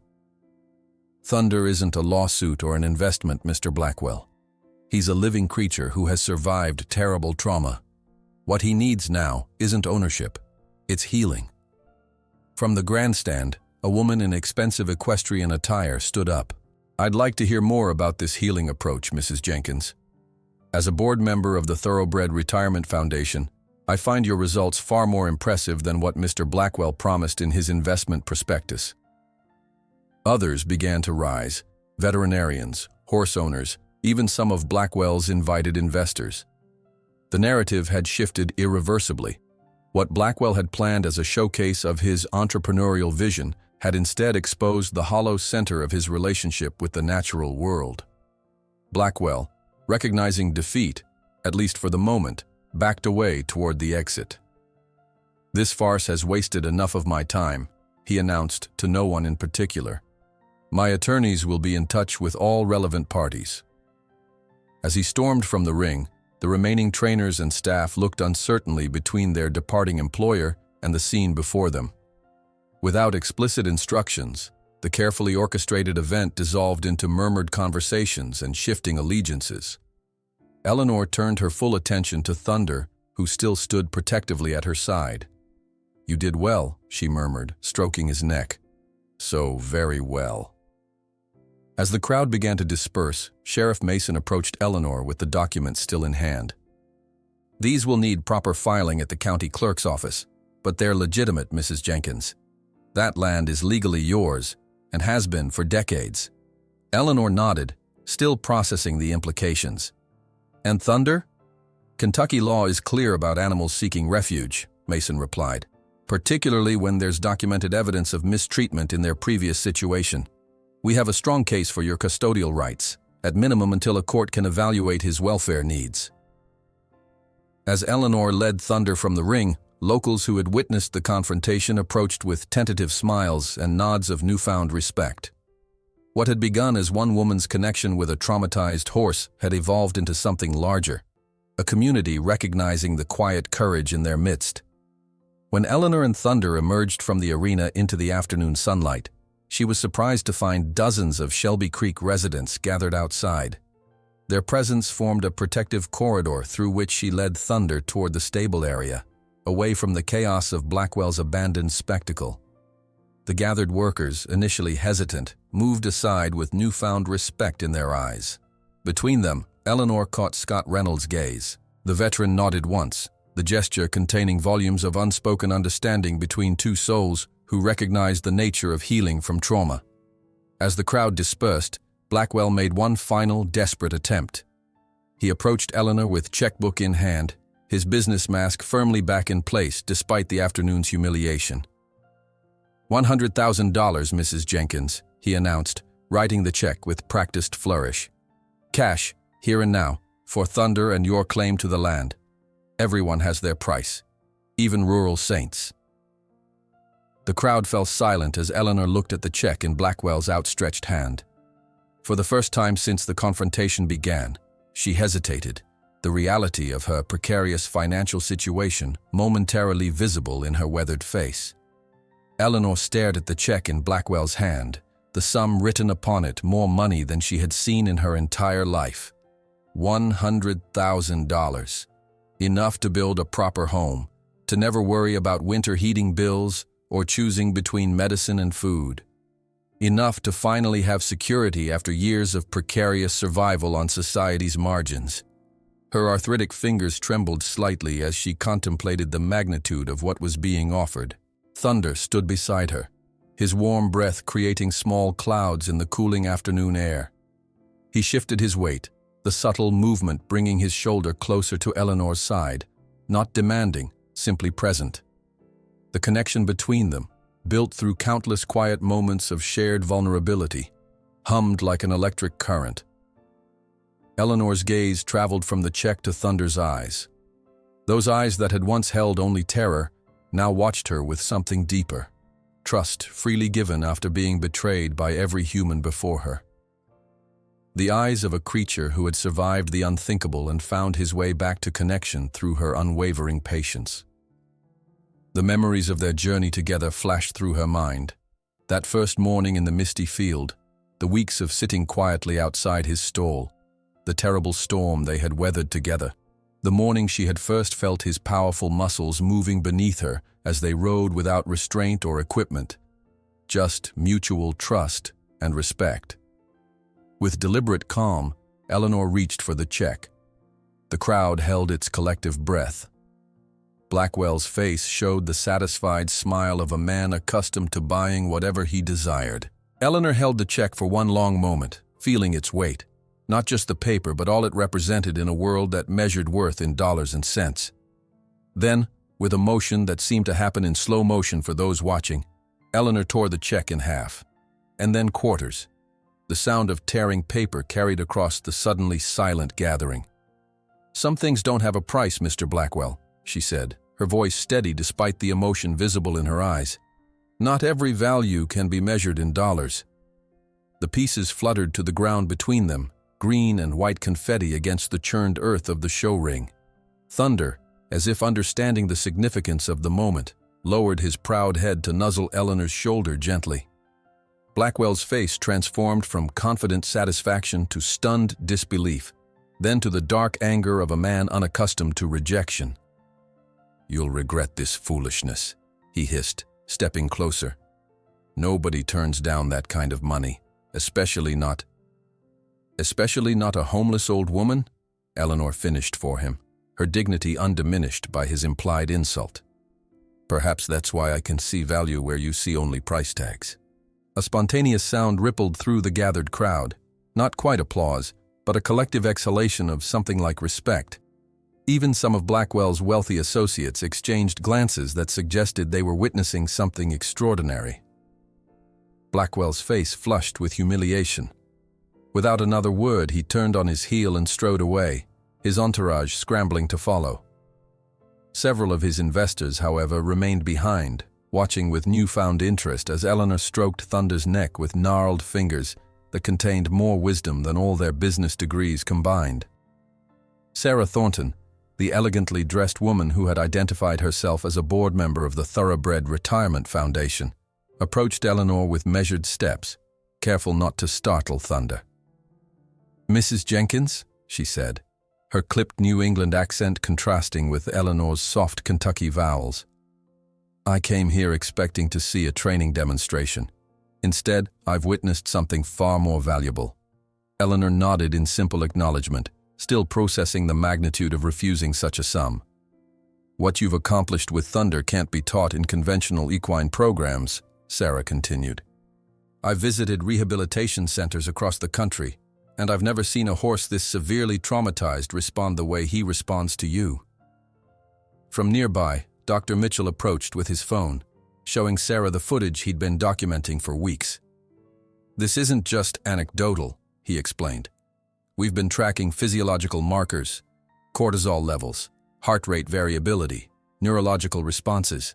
The data is remarkable."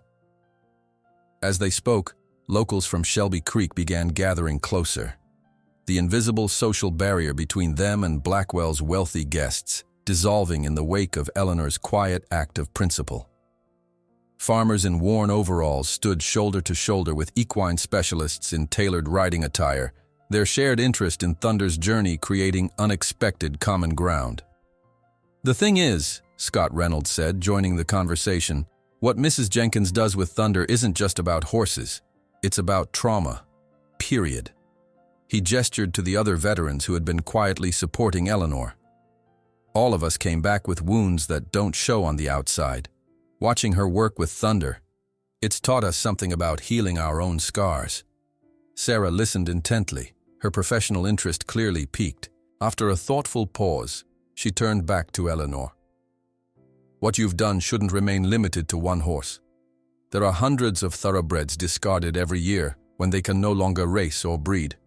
Most face uncertain futures. Many face terrible ends." Eleanor nodded, her hand never leaving Thunder's neck. "Every living thing deserves the chance to heal on its own terms." "I have a proposal," Sarah said, reaching into her portfolio to extract a business card. "The foundation I represent has been looking to establish a specialized rehabilitation center for horses with severe trauma backgrounds. The methods used in conventional training facilities often fail these animals." Thunder shifted position slightly, moving to place himself partly between Eleanor and the newcomer, not aggressive, but protective in a way that demonstrated his newfound confidence. Eleanor murmured softly to him, and he relaxed, though his eyes remained watchfully on Sarah. "What if," Sarah continued, watching this silent communication with fascination, "we were to establish such a facility right here, on your land, Mrs. Jenkins, with you as the guiding force behind its methodology?" The suggestion hung in the air, its implications gradually unfolding in Eleanor's mind. "I don't have the resources for such an undertaking," she said simply. "The foundation does," Sarah replied. "And after what I've witnessed today, I believe our board would approve funding immediately. What we lack isn't money, Mrs. Jenkins. It's your insight, your patience, your understanding of how broken spirits mend." The crowd of locals murmured with growing excitement. The idea of transforming Blackwell's failed vanity project into something meaningful stirred something in the community's collective consciousness, a reclaiming of values that had been overshadowed by money and status. As discussions continued into the evening, practical matters began taking shape. Dr. Mitchell volunteered his veterinary services. Local farmers offered hay and feed. Scott Reynolds and his veteran friends began mapping out how the stable facilities could be adapted for therapeutic work with both animals and humans. The Blackwell property itself might even become available, Sheriff Mason commented quietly to Eleanor. "After today's public relations disaster, my guess is he'll be looking to divest quickly and quietly." Eleanor found herself at the center of a whirlwind of possibilities that had been unimaginable just hours earlier. Through it all, Thunder remained by her side, his presence a steady reminder of why this mattered. In his dark eyes, she saw reflected not just her own purpose, but the potential to extend that healing to others who had been discarded and deemed beyond saving.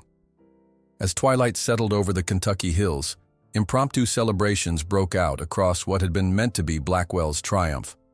Local musicians who had come to witness the confrontation unpacked fiddles and banjos. Someone brought homemade fried chicken and biscuits. Children who had never dared approach the Blackwell estate now ran freely across its manicured lawns. Eleanor sat on a hay bale, watching as Thunder cautiously allowed a small group of children to approach under her guidance.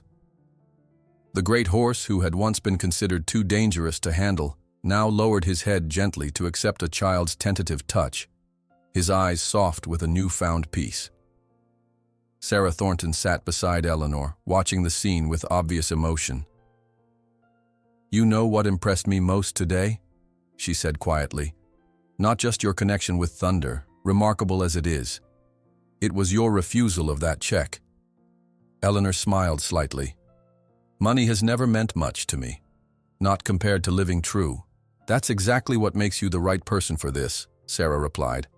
"The foundation has worked with many experts, but too often their methods become commercialized, packaged for profit rather than true healing." As the impromptu gathering continued around them, Sarah sketched her vision on the back of a fair program, a comprehensive sanctuary where horses like Thunder, considered beyond rehabilitation by conventional standards, could find their way back to trust and purpose. Where veterans like Scott could work alongside the animals, finding healing in the process of facilitating healing for others. "We could transform these stables," Sarah explained, her enthusiasm growing as she pointed toward Blackwell's expensive facilities. "Remove the unnecessary luxuries, create more natural environments. Horses don't need marble floors and climate control. They need space to move, natural herd interactions, and patient handling." Eleanor listened, allowing herself to imagine it, not just Thunder's future secured, but a purpose that extended far beyond one horse and one woman. A chance to transform the knowledge gained through her own losses into something that would outlast her. "What would you call it?" Sarah asked, pencil poised above her sketch. Eleanor thought for a moment, her eyes finding Thunder in the gathering dusk. "Thunder and Eleanor Sanctuary," she said simply, "where broken spirits learn to trust again." The name settled between them, feeling right in a way that needed no further discussion. Around them, the community that had once viewed Eleanor as merely the old Jenkins widow now gathered in growing support of something larger than any of them had imagined possible that morning. As stars began appearing in the Kentucky sky, Eleanor found Scott Reynolds at her side, his expression more peaceful than she'd yet seen it. "You know what you did today?" he asked quietly. "When you tore up that check? You reminded everyone that some things still matter more than money. Around here, we needed that reminder." Eleanor watched as local families spread blankets on the ground, sharing food and conversation where Blackwell had planned to showcase his wealth and influence. Children chased fireflies across the fields. Musicians played old Kentucky bluegrass tunes that echoed across the hills. "Imagine dozens of horses like Thunder," Sarah said, returning with fresh coffee for Eleanor. "Considered irrecoverable, finding healing here. Veterans with PTSD working alongside them, healing together. Not just a sanctuary, Mrs. Jenkins, a model that could change how we understand trauma recovery, human and animal alike." As Eleanor sipped her coffee, watching Thunder accept gentle attention from people who hours earlier would have feared him, she allowed herself to believe in this unexpected future rising from the ashes of Blackwell's failed spectacle. Where she had expected only to fight for one horse's freedom, she had somehow found herself at the center of something that might bring healing to countless broken spirits, human and equine alike. The sprawling green pastures that had once showcased Richard Blackwell's wealth now wore a different kind of vibrancy as the Morgan County Fair faded into memory. 3 months had passed since Eleanor Jenkins tore up that $100,000 check, and the land itself seemed to breathe easier. The ostentatious Blackwell Estate sign had been replaced with a simple wooden placard, "Thunder and Eleanor Sanctuary, where broken spirits learn to trust again." The fall morning dawned crisp and clear as Eleanor made her way from her new cottage, a modest but solid structure that had replaced her barn dwelling. The cottage sat on the eastern edge of what was now officially recognized as her property, the legal boundaries restored to their original 1978 demarcation thanks to Sheriff Mason's diligent research. "Another beautiful day," she murmured to Mr. Lincoln, who still hobbled faithfully at her side despite his advancing years. The three-legged dog's graying muzzle had found a comfortable retirement alongside Eleanor's other rescued animals, now properly housed in renovated outbuildings. In the distance, construction crews worked steadily on converting Blackwell's ostentatious stables. The marble floors had been replaced with specialized rubber footing designed for aging or injured equines. Climate control systems remained but were simplified to focus on therapeutic needs rather than luxury.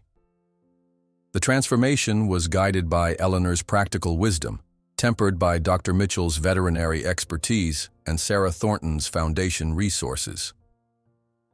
"The skylights go in today," Sarah called, approaching with clipboard in hand. The former investment banker had surprised everyone by relocating temporarily to Kentucky to oversee the sanctuary's development. Natural light makes all the difference for horses transitioning from confinement.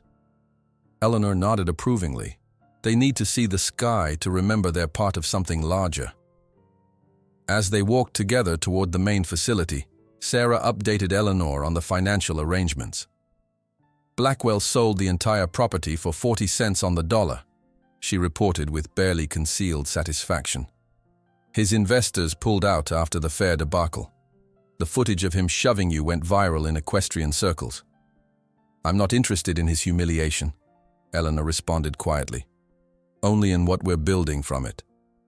They reached the central paddock where Thunder now grazed peacefully alongside another recent arrival, a former show jumper named Whisper, who had developed debilitating anxiety after a training accident.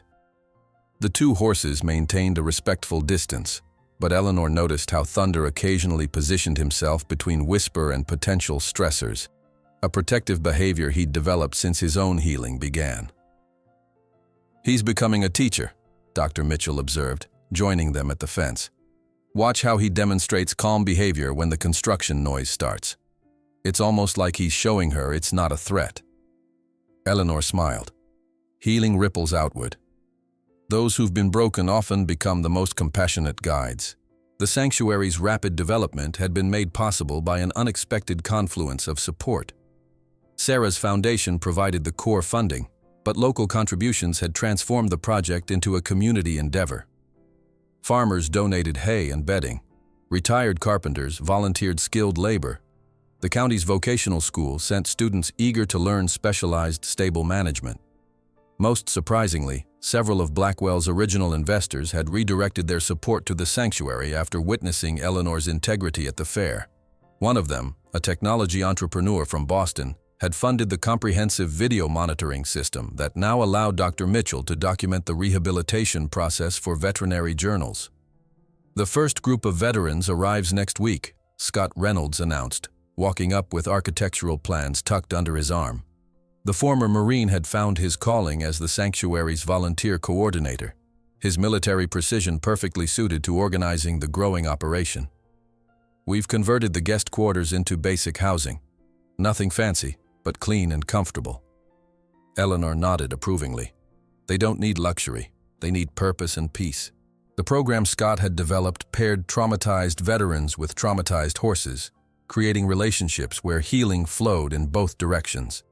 The concept had attracted attention from military support organizations and mental health researchers alike. "The VA is sending a representative to observe," Scott added. "If this pilot program shows the results we expect, they're considering funding expansions to other states." As the morning progressed, Eleanor made her rounds to each of the 5 horses currently in residence. Besides Thunder and Whisper, there was Domino, a former racehorse whose breakdown on the track had left him with a permanent limp; Phoenix, a Mustang who had been brutally broken for a Western entertainment show; and Grace, an elderly mare rescued from a neglect situation. Each animal received the same patient approach that had transformed Thunder. No demands, no schedules, no forced interaction. Eleanor simply existed in their space, sometimes reading aloud from well-worn books, sometimes playing soft harmonica melodies, always respecting their need to establish safety before connection. With Thunder, The relationship had deepened into something that visitors frequently described as magical. The massive black horse now moved in perfect synchronization with Eleanor's subtle body language, responding to cues imperceptible to observers. Their morning rides, still conducted without saddle or bridle, had become a quiet testament to what trust could build between species. Around midday, a school bus arrived carrying students from the county's special education program. These weekly visits had become a highlight for both the children and the horses. Under careful supervision, students who struggled with conventional learning environments often connected profoundly with the sanctuary's residents. "Miss Eleanor, look," called Jasmine, a 10-year-old with autism who had previously been overwhelmed by unpredictable environments. Thunder remembered the game. Eleanor watched as the girl gently rolled a large exercise ball toward the horse, who delicately pushed it back with his nose, a game they had invented together during previous visits. Thunder's patience with the children had astonished even Dr. Mitchell, who documented how the horse's heart rate remained calm even when surrounded by unpredictable movements that would have triggered panic attacks months earlier. "He trusts you," Eleanor explained to Jasmine, "and he remembers that good things happen when you visit." After the school group departed, Eleanor retreated to Thunder's stall for their daily quiet time, a ritual that had continued despite his full recovery. She sat on her three-legged stool, and he rested his great head near her shoulder, both breathing in synchronized rhythm as the afternoon sun slanted through the new skylights. "Remarkable bond," whispered a visiting equine behaviorist to Dr. Mitchell as they observed from a distance. "I've never seen anything like it, especially with a horse that experienced such severe trauma." "It goes beyond conventional training," Mitchell replied. "She never tried to control him. She offered him partnership instead. We're documenting everything, but some elements of their connection defy scientific explanation." Later that afternoon, Eleanor received unexpected visitors. Sheriff Mason arrived with a large envelope of legal documents, accompanied by the county clerk. "Final paperwork on the property transfer," Mason explained as they settled in the sanctuary's modest office. "The judge fast-tracked everything after reviewing the evidence. This place is officially recognized as a non-profit rehabilitation facility with permanent easement protections." Eleanor signed where indicated, her arthritic fingers gripping the pen tightly. "No one can develop this land after I'm gone?" "Not unless they want to battle both state conservation laws and federal historical preservation statutes," the clerk confirmed. "We found that the Eastern Creek qualifies as a protected watershed, which adds another layer of security."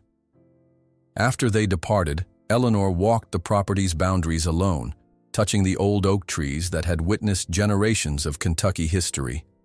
The land that had nearly been transformed into a showcase of wealth and status would now serve a purpose aligned with its natural character: healing, growth, and renewal. As sunset approached, she found Thunder waiting at their usual meeting spot near Thompson Creek. Without prompt or signal, he lowered himself to his knees, making it easier for Eleanor's aging joints to mount. This voluntary behavior had developed organically between them, not taught through commands, but evolved through mutual care. Together they climbed the gentle slope to the highest point on the property, where Eleanor could survey all that had transpired in these remarkable months. Construction crews packed up for the day. Volunteers checked on the horses one last time. Scott's Veterans Program team unloaded supplies for the upcoming arrival of their first participants. "Look at what you started," she whispered to Thunder, stroking his muscular neck. The horse's ears flicked back to catch her words, then forward again as he scanned the horizon. Alert but peaceful, a posture that would have been impossible during his terror-filled days. The evening brought an informal gathering at Eleanor's cottage, a weekly tradition that had evolved spontaneously. Dr. Mitchell brought research papers he wanted to discuss. Sarah arrived with updated architectural renderings. Scott and his veteran friends contributed a home-cooked meal. Local farmers stopped by with seasonal produce and news from town. The Thoroughbred Retirement Foundation called again, Sarah mentioned as they shared apple pie on Eleanor's small porch. They want to feature the sanctuary in their national fundraising campaign. Your methods are generating significant interest in the equine therapy community. Eleanor shook her head slightly. I don't have methods. I have respect for their journey. That's precisely why it works, Dr. Mitchell insisted. Traditional training tries to suppress trauma responses. You allow them to process fear safely instead. As night fell, the conversation turned to the future. Sarah sketched expansion plans that would accommodate more horses and veterans. Scott described the growing waiting list of military personnel seeking placement in the program. Dr. Mitchell outlined research protocols that might validate their approach for skeptical veterinary authorities. Through it all, Eleanor listened more than she spoke. Her vision had never extended to national recognition or institutional validation. She had simply wanted to save one horse, to honor the connection that had formed unexpectedly in a misty field months ago. That this single relationship had catalyzed something larger felt like a responsibility, as much as an achievement. Later, alone in her cottage with Mr. Lincoln snoring softly by the wood stove, Eleanor reviewed the day in her journal, a practice Dr. Mitchell had suggested to document the sanctuary's evolution. Her weathered hands moved slowly across the page, recording not just events, but observations, intuitions, moments of connection that might help others understand the deeper currents of healing.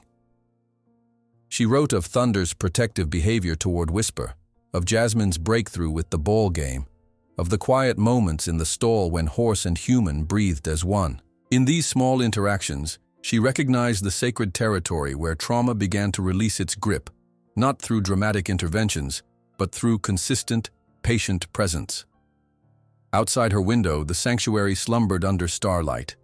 In the fields where Blackwell had once planned to showcase his wealth, broken creatures now found space to rediscover their worth. While the wealthy man had retreated to New York, his public humiliation still reverberating through financial circles, Eleanor's simple wisdom had created something his money could never buy: genuine healing and community. As she closed her journal, Eleanor's thoughts drifted to the veterans who would arrive next week, carrying invisible wounds from battlefields half a world away. She wondered what Thunder might teach them about surviving terror, about finding strength in vulnerability, about trusting again after betrayal. Some lessons could only be taught by those who had walked through darkness themselves and emerged, changed but undefeated, on the other side. The morning sun crested over the eastern hills, bathing the newly christened Thunder and Eleanor Sanctuary in golden light as it marked 1 year since the confrontation at the Morgan County Fair. Eleanor stood on her cottage porch, a steaming mug of tea warming her arthritic hands as she surveyed what a single year of transformation had wrought. The once ostentatious Blackwell estate had evolved into something authentic and purposeful. 12 rescued horses now grazed in paddocks designed for healing rather than showing, while the converted stables housed a nationally recognized program pairing traumatized veterans with traumatized equines. "Big day ahead," Scott Reynolds remarked, approaching with a clipboard tucked under his arm. The former Marine had found his calling as program director, his military precision softened by newfound patience learned from Eleanor's example. First graduation ceremony. Everyone's nervous, horses included. Eleanor nodded, her eyes finding Thunder in the main paddock. The magnificent black thoroughbred stood tall, his coat gleaming in the morning light, scars still visible but no longer defining him. What struck observers most was his eyes, once wild with terror, now calm and watchful, containing a depth of awareness that belied conventional understanding of equine consciousness. "The senator's office confirmed they're sending a representative," Scott continued, "and 3 news crews. This kind of attention brings both opportunity and risk." Before Eleanor could respond, Sarah Thornton's electric car crunched up the gravel drive, its quiet efficiency matching its owner's no-nonsense approach. Sarah emerged clutching a folder, her expression tense as she hurried toward them. "Problem," she announced without preamble. "The Foundation's quarterly funding transfer was blocked. Our accountant traced it to a holding company called Ascendant Capital Partners." Eleanor's brow furrowed. "Blackwell." "Almost certainly," Sarah confirmed. "He's using corporate shells to obstruct our financing. It's sophisticated enough that proving the connection will take time we don't have." The threat had been materializing gradually over recent months. Subtle regulatory challenges, unexpected insurance complications, suspicious inquiries from state agencies that had previously supported their work. Eleanor had sensed Blackwell's hand behind these obstacles, his warning letter from months ago proving prophetic. People like you always end up forgotten, while people like me always recover what they've lost. The graduation ceremony proceeds as planned, Eleanor decided after a moment's contemplation. These veterans and horses have earned their moment. We'll address Blackwell's tactics tomorrow. As morning advanced, the sanctuary buzzed with preparation. 12 veterans who had arrived 3 months earlier with haunted eyes and guarded postures now moved with quiet purpose, preparing their equine partners for the ceremony. Each pair represented a unique journey of mutual healing, the horse learning to trust humans again, the veteran learning to trust themselves. Dr. Mitchell arrived with printouts of his latest research findings. The physiological data is remarkable, he reported, showing Eleanor charts documenting stress hormone reductions in both humans and horses. The scientific community is starting to take notice. 2 major veterinary journals want to publish our methodology. Eleanor smiled at the term, our methodology, knowing that what they practiced defied clinical categorization. Her approach had always been intuitive rather than systematic, creating space for healing rather than imposing techniques. By midday, Sheriff Mason appeared with troubling news. There's a development proposal for the land upstream, he explained, pointing to a map showing the watershed that fed the sanctuary's creek. If approved, it would redirect water flow away from your property. Without adequate access to the creek, the sanctuary couldn't sustain itself, Eleanor finished, understanding the strategic nature of the threat. Water rights in Kentucky were fiercely protected, but lengthy legal battles required resources they might not have if Blackwell succeeded in blocking their funding. I'll look into who's behind the proposal, Mason promised, but I'd bet my badge it traces back to New York eventually. As afternoon approached, graduates and guests began gathering in the ceremony area, a natural amphitheater created by a gentle slope facing the main paddock. Families of veterans traveled from across the country, many seeing their loved ones for the first time since they'd entered the program. The transformation they witnessed often brought tears. Men and women who had returned from war zones emotionally disconnected now demonstrated remarkable presence as they worked with their equine partners. Eleanor watched from a distance as Thunder participated in his own unique role. Though not paired with a specific veteran, he had become what Scott called the senior instructor, a steadying presence for newer horses still learning to regulate their fear responses. When Whisper, the anxious jumper, started showing signs of stress from the gathering crowd, Thunder positioned himself between her and the perceived threat, demonstrating the calm behavior that had once been impossible for him. He teaches what he's learned, Eleanor explained to a visiting equine psychologist, that safety can be found in connection rather than isolation. Dark clouds gathered on the western horizon as the ceremony time approached, a weather system moving in faster than predicted. Eleanor felt the barometric pressure change in her joints, an internal weather vane honed by decades of outdoor living. The veterans, too, sensed the approaching storm, their heightened alertness a remnant of battlefield vigilance that might never fully fade. "Should we postpone?" Scott asked, eyeing the darkening sky. Eleanor considered the symbolism of proceeding despite the storm, much like their journey over the past year. "We continue," she decided. These horses need to learn that not all storms bring destruction. The first raindrops began falling just as Senator Henderson's representative arrived, followed closely by the media crews scrambling to protect their equipment. Eleanor welcomed them briefly before turning her attention to more important matters: the emotional state of 12 horses about to face a significant test of their recovery. Moving from stall to stall, she spent a moment with each animal, her approach consistent yet uniquely tailored to individual needs. For Phoenix, the brutalized Mustang, she simply stood in silence, offering her steady presence. With Grace, the elderly mare, she hummed a gentle bluegrass melody that calmed the animal's arthritic discomfort. Each interaction demonstrated the core of her methodology: genuine presence without agenda. The storm intensified as guests hurried under the large tent erected for the ceremony. Thunder and Eleanor led the processional of 12 pairs, each veteran walking beside their equine partner without restraints, a physical manifestation of the trust they had built. Despite the thunderclaps that once would have sent these horses into panic, they moved with remarkable steadiness, taking cues from Thunder's confident stride. Scott stepped forward to welcome the gathered crowd, explaining the program's purpose and the significance of what they were witnessing.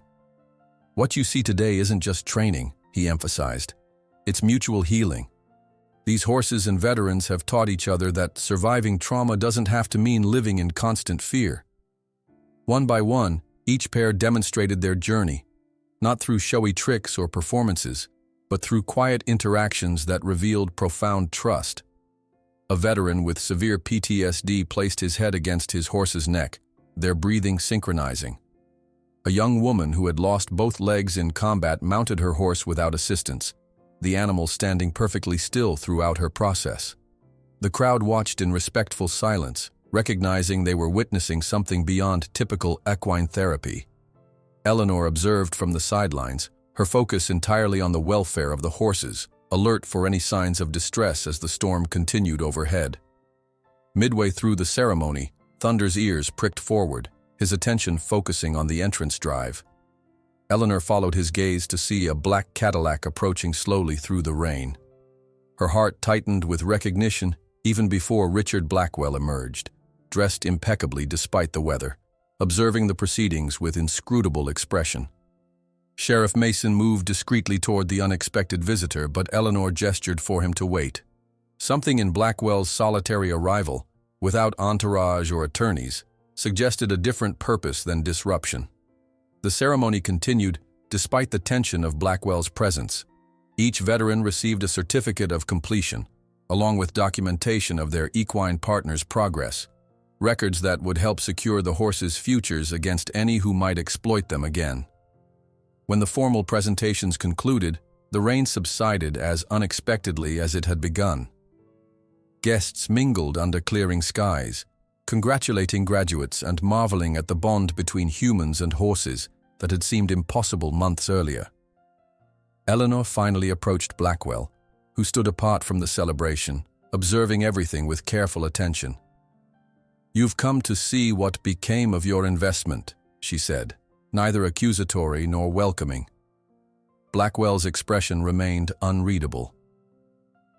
"I came to see what defeated me," he replied with unexpected candor. "I've rebuilt fortunes, outmaneuvered competitors, survived market crashes. Yet a woman with nothing but conviction undid what my millions couldn't accomplish." Eleanor studied him, seeing beneath the polished exterior to the fundamental misconception that defined his worldview. "You see defeat where there is only transformation. This was never a contest between us." Their conversation was interrupted by the approach of Senator Henderson's representative, eager to present Eleanor with the state's humanitarian award, an honor she hadn't known was planned. As cameras captured the moment, Eleanor's discomfort with recognition was evident. When asked to speak, she redirected attention to the true achievement.